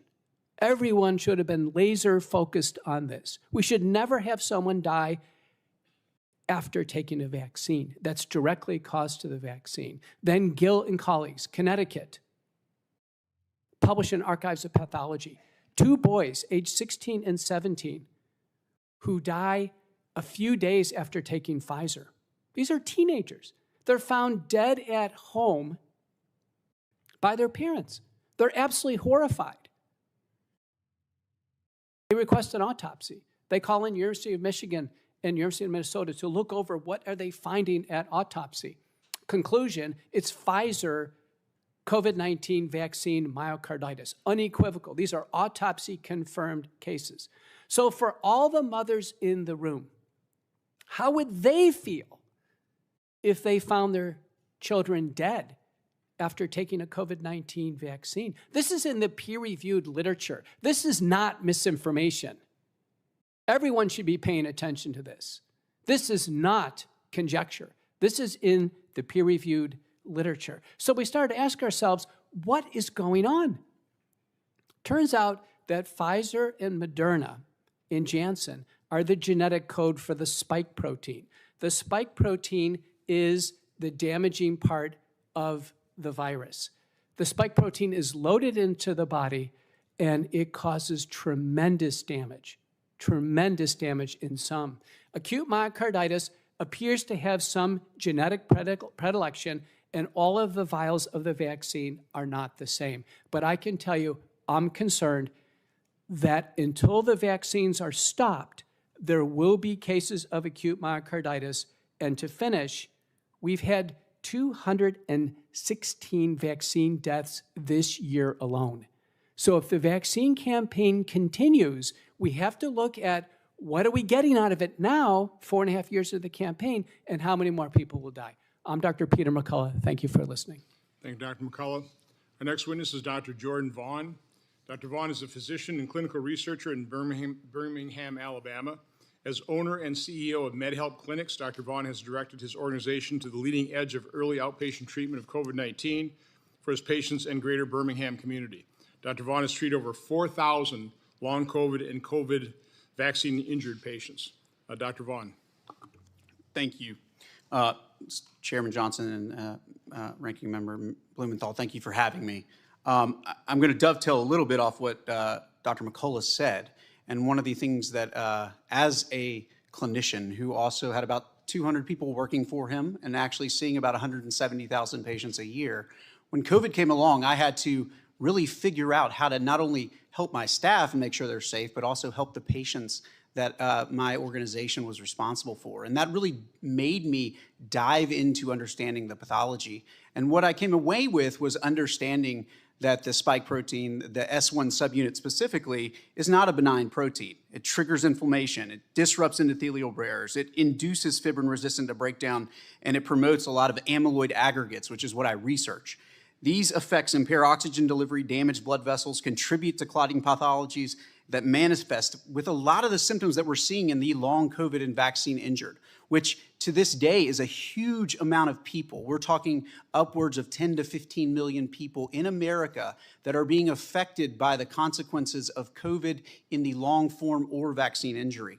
And the typical symptoms are things like heart racing, brain fog, shortness of breath, and post-exertional malaise. In my clinic, I actually use immunofluorescent microscopy to be able to actually see what's going on in the blood and look for these amyloid aggregates. Some as young as teenagers that are unable to stand. Others are previously active adults suffering small strokes without typical identifiable causes.